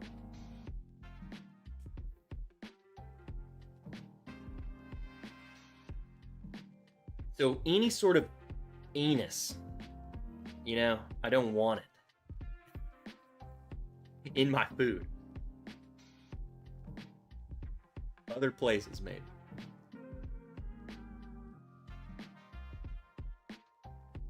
Nope, you can keep all your black licorice, good and plenty, Sambuca and Jaeger. So no Sambuca for you, Trev? Does that have freaking anise in it? Because if it does, well, Mark Emmenecker just named it simultaneously as you did. So no Sambuca. I won't even try it. You know, you always say, don't knock it till you try it. I don't need to try it. I've learned enough. I have all of the answers already. No abstinence either. No. Why? Why do I need abstinence or Sambuca? Or Jaeger? We got plenty. I accidentally mixed Jaeger and Goldschlager in a strip club at a superpower party. That's a story in its own. A strip club at a superpower party in '02. I think he meant Super Bowl party. But a superpower party, we might need to invest in something. We might need to have a superpower party. Remember the first quarter and woke up, phone was stolen, and the confetti was coming down. I think we should have a superpower party. Who's in? You all dress up as any superhero, even if it's you just make one up. Like just wear Halloween costumes, and then once you get nice and drunk, you have to start using superpowers. Right? Makes sense to me.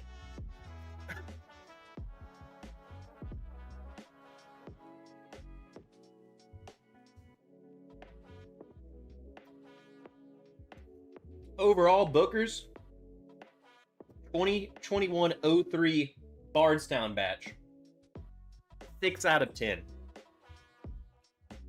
It tastes fine, but it is severely overpriced.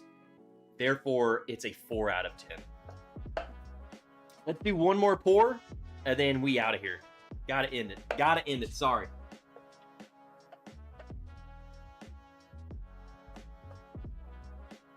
The question, though, is what is the last pour of the night? What shall it be?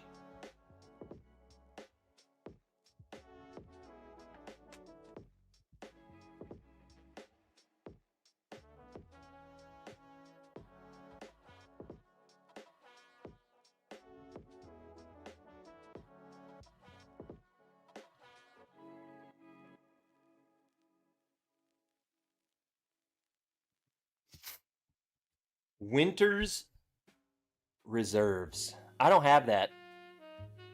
It's all gone, Corgi. It's all gone, brother. I should have bought more of them.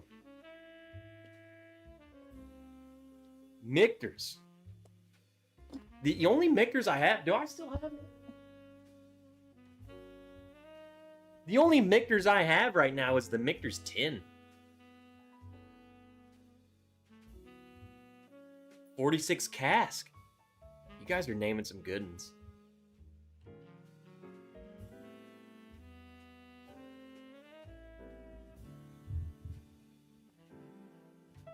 Do I have it?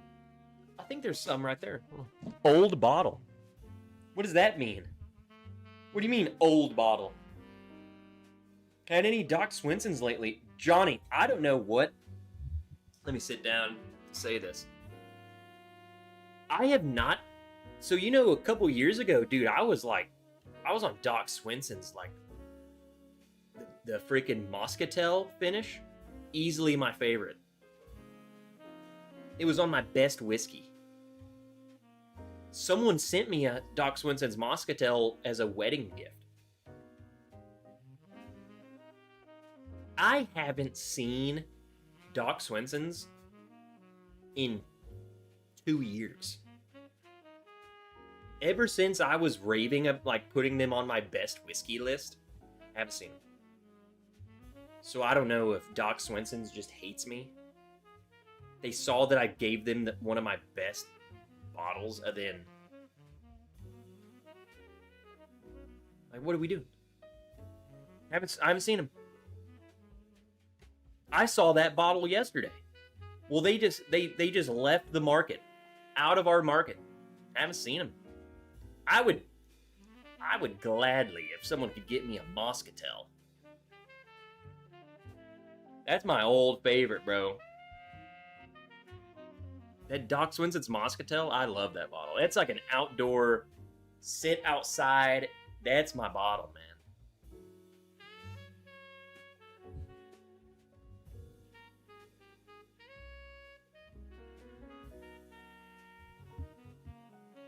Could be old stock. I mean, I know they're still a thing. Sipping on a little Old Fitz 7-year right now. A really tasty pour for a solid price. Not mind-blowing by any stretch, but for $60 it costs, quite worth it. I agree.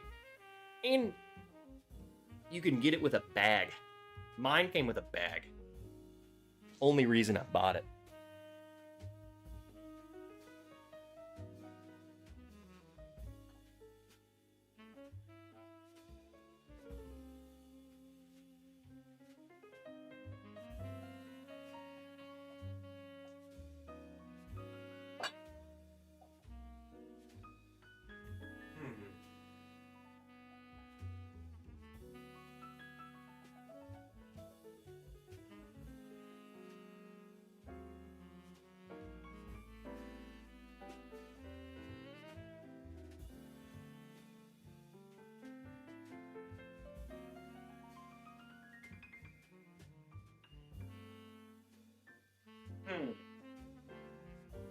Not good.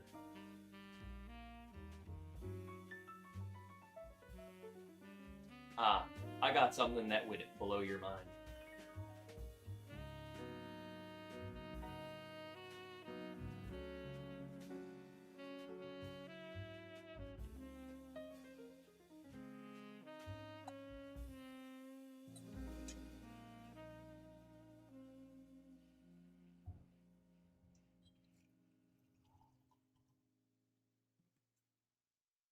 Lens.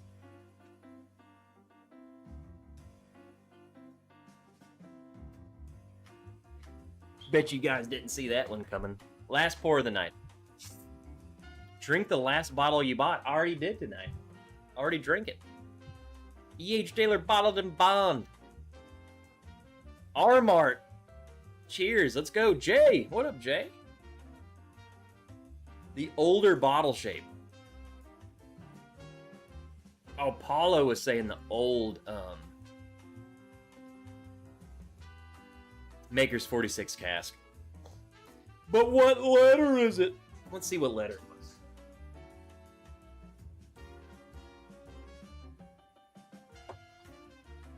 it was. It's letter L. Scored a $65 bottle of Blanton at Costco last week. I will say, this Blanton store pick that I've had, freaking great. Great bottle. I can get a Moscatel in Alberta, will order it, but would have to wait for tariff nonsense. Peter, don't worry about that, man. We can get someone closer to get me a Moscatel bottle.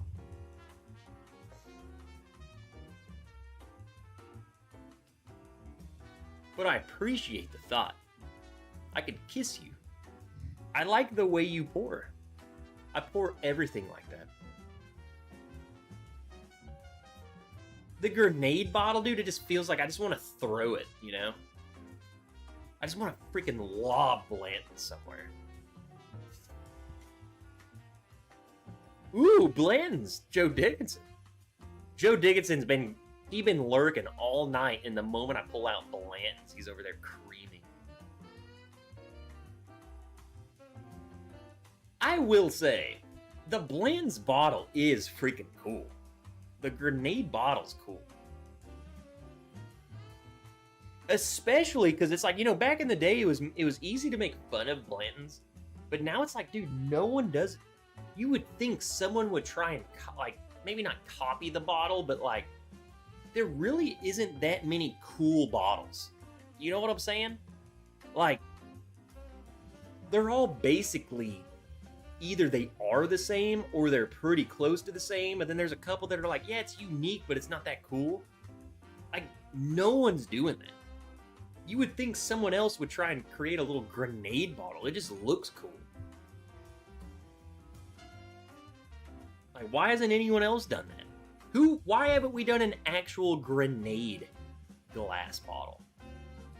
You know?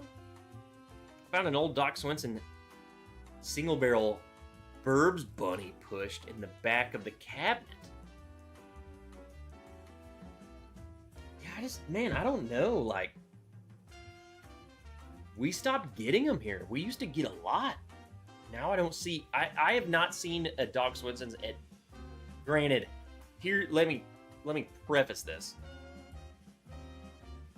I have not bourbon hunted in 3 years. I go to one store. I go to one store. So my store don't have it, therefore we don't get Doc Swinson's here in the Trev household. I don't know. I don't go to other stores anymore. I don't. Have you seen gas? I ain't going out. I ain't going over there. For what?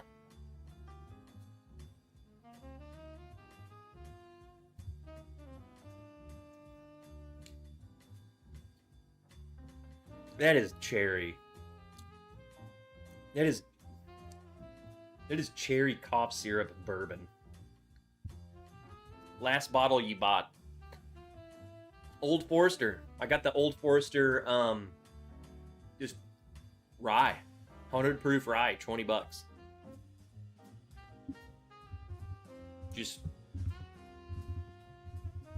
I went in there, I was like, I'm gonna grab me just a normal, I want like a $20 bottle and a bottle of wine. And that's what I got. Got a bottle of Chianti and I got a bottle of Old Forester rye. Simple.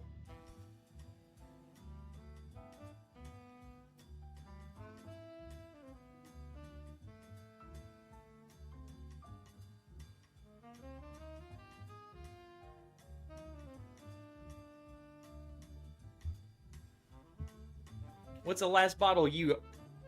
Everyone who's still here, last bottle you bought? I saw a pic of the 42 anniversary Blanton's is a horse decanter. I don't even know what you're talking about. I'm gonna have to do a new video on this. Blanton's 42 anniversary edition decanter. 3 days ago.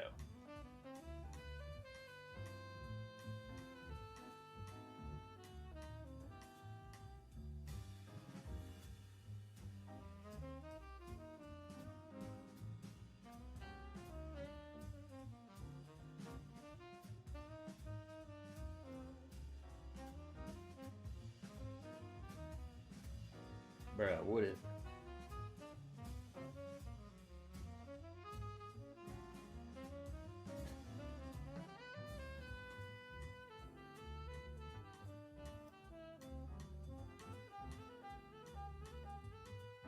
You know what? You know what really bugs me about this?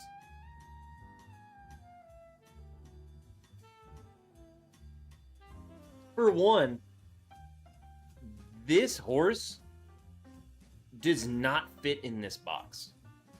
Like, you see, like, what? You see what I'm trying to say?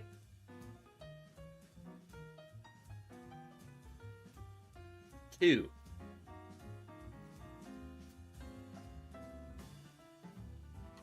Is this real? This can't be real. It's gotta be AI. It's probably real.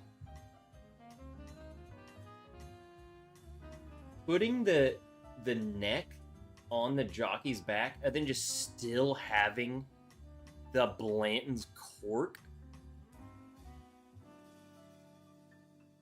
Like it just kind of looks a little bit stupid with a jockey riding a horse with a jockey riding a horse on top. You know what you see? You know what I'm saying? That looks stupid. This is dumb.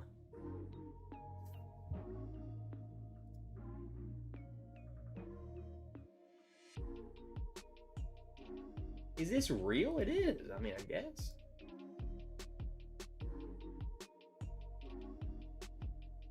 I don't know. This can't be real. This gotta be. Because look at this. Every place you go to is like some Chinese, like, high demand, premium quality.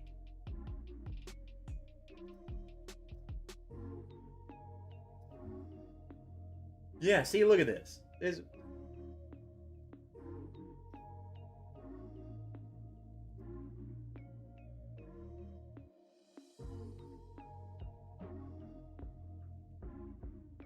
is fake.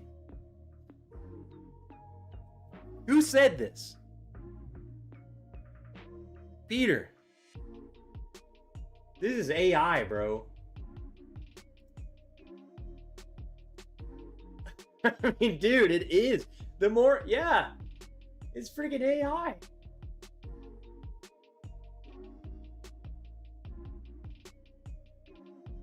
This is fake, bro. It is. I mean, look how dumb that is. You are slop.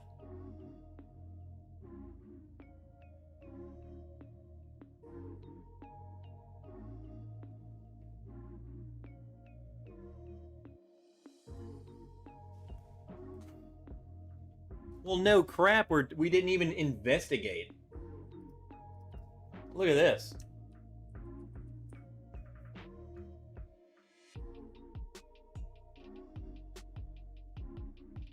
Wow. What does that say? Someone just read this out loud. You can't. Product of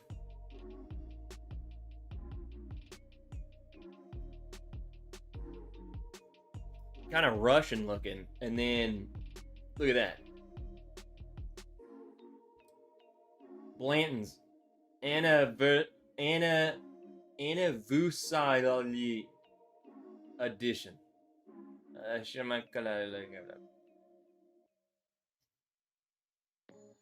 You almost got us.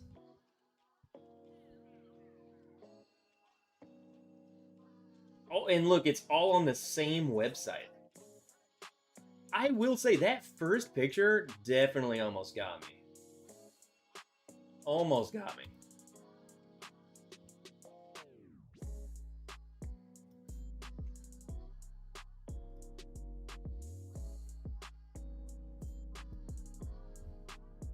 Don't get got. Peter, watch out.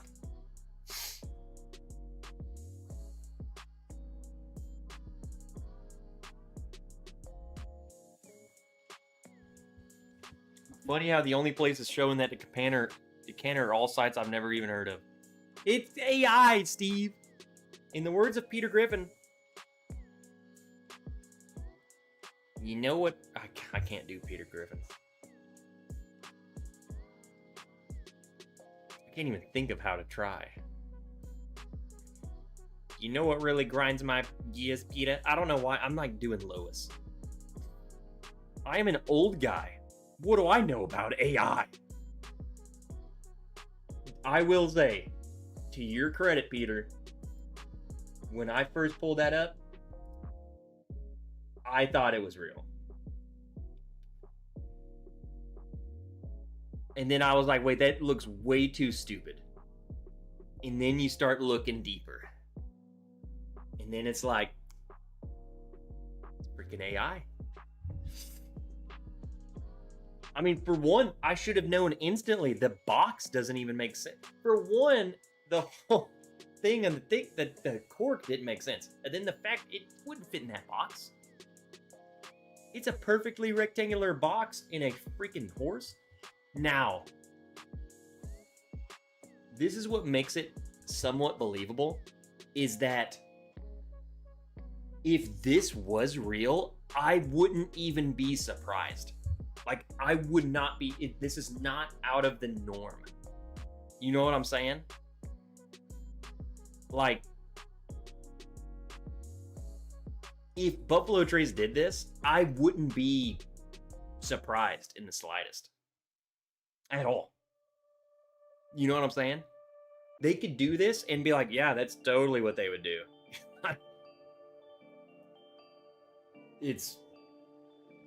That's exact, like, yeah, make some cool horse decanter and charge $500. They might actually see this image and do it. Giggity. Oh, yeah. Cheers, Jay.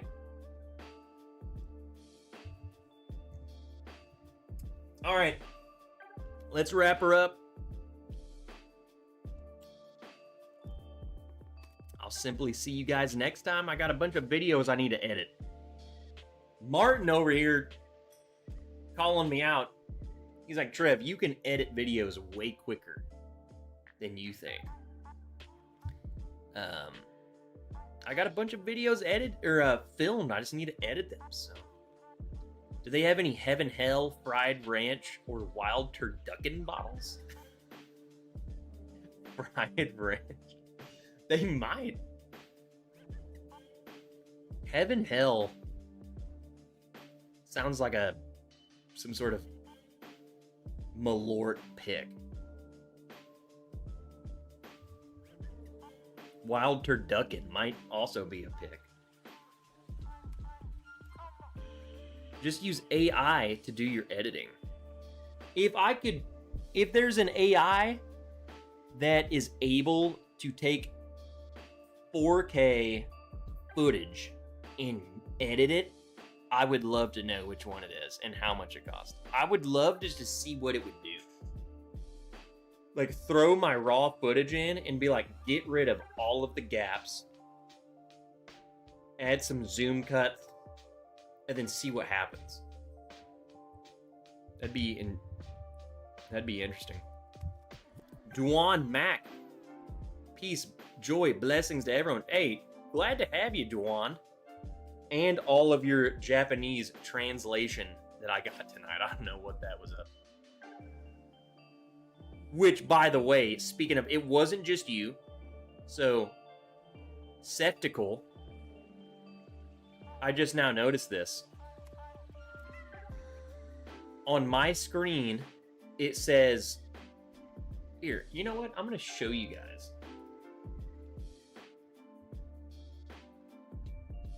Look at this. Sabbatical says, you are slop. And then you hover over it. AI slop. I thought he was telling me that I am slop. Look, you are slop. AI slop. You are slop.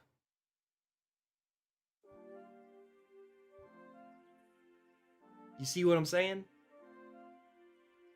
You are slop. AI slop. I didn't do this. I don't know what this is.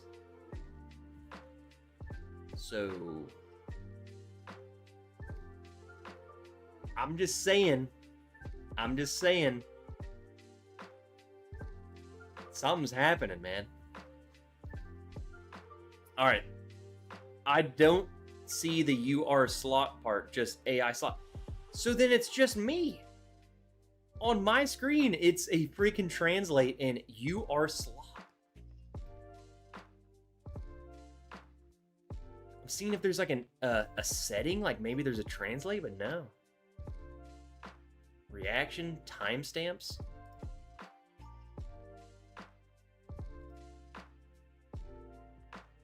Moderation activity. I got all sorts of settings I can do. Huh. I don't know. Well, on my screen, Steve, I get it translated and it's I'm slop. All right, guys. Love y'all. I'll get some freaking videos edited so I can actually be a YouTuber again, and we'll see you next time. Robots took offense to that comment. And they said Trev sucks.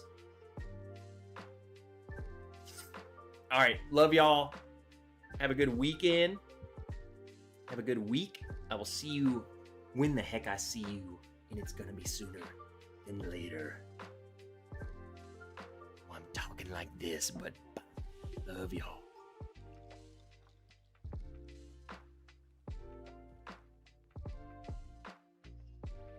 Brave sucks, says Jake, but Jake sucks so much. He sucks so much. He don't even know what sucking is. He thinks the Braves suck, but he suck. And Martin doesn't suck at all. Go. Jake just commented on my screen, go Parents.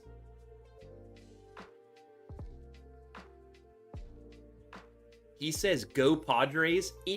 There's an auto translate going on, and I don't know why. Go Parents.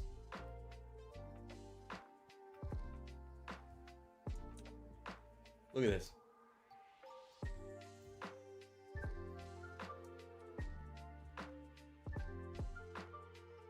Look, you see it? Go parents. He says, go Padres. Go parents. It's an auto translate. Go parents.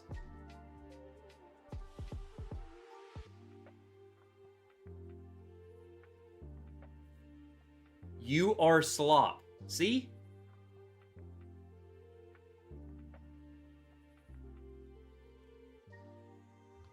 I have to figure that out. I can't stand that. I've never seen this. Go Giants. Look, you see the little symbol. Go.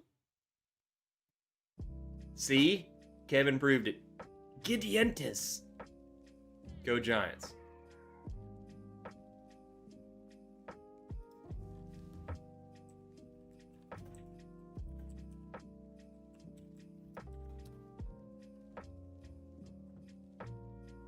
It is.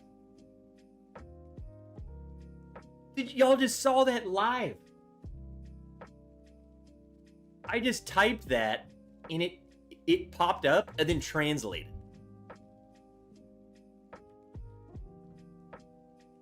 Yep. What's crazy is, yeah, I want a beer.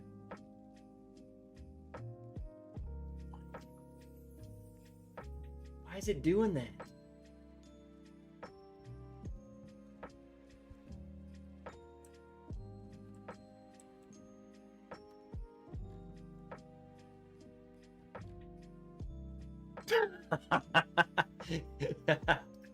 Yes.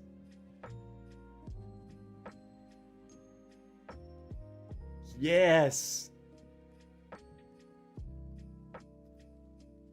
How? Why? Oh, okay. Anyway, let's go. I'm way too intrigued by this. I will go and figure out why it is doing this. I've never had this happen. Like, I've done nothing. So, anyway, love you guys. Freaking. Where's the restroom at? Alright, guys. I'll see you next time.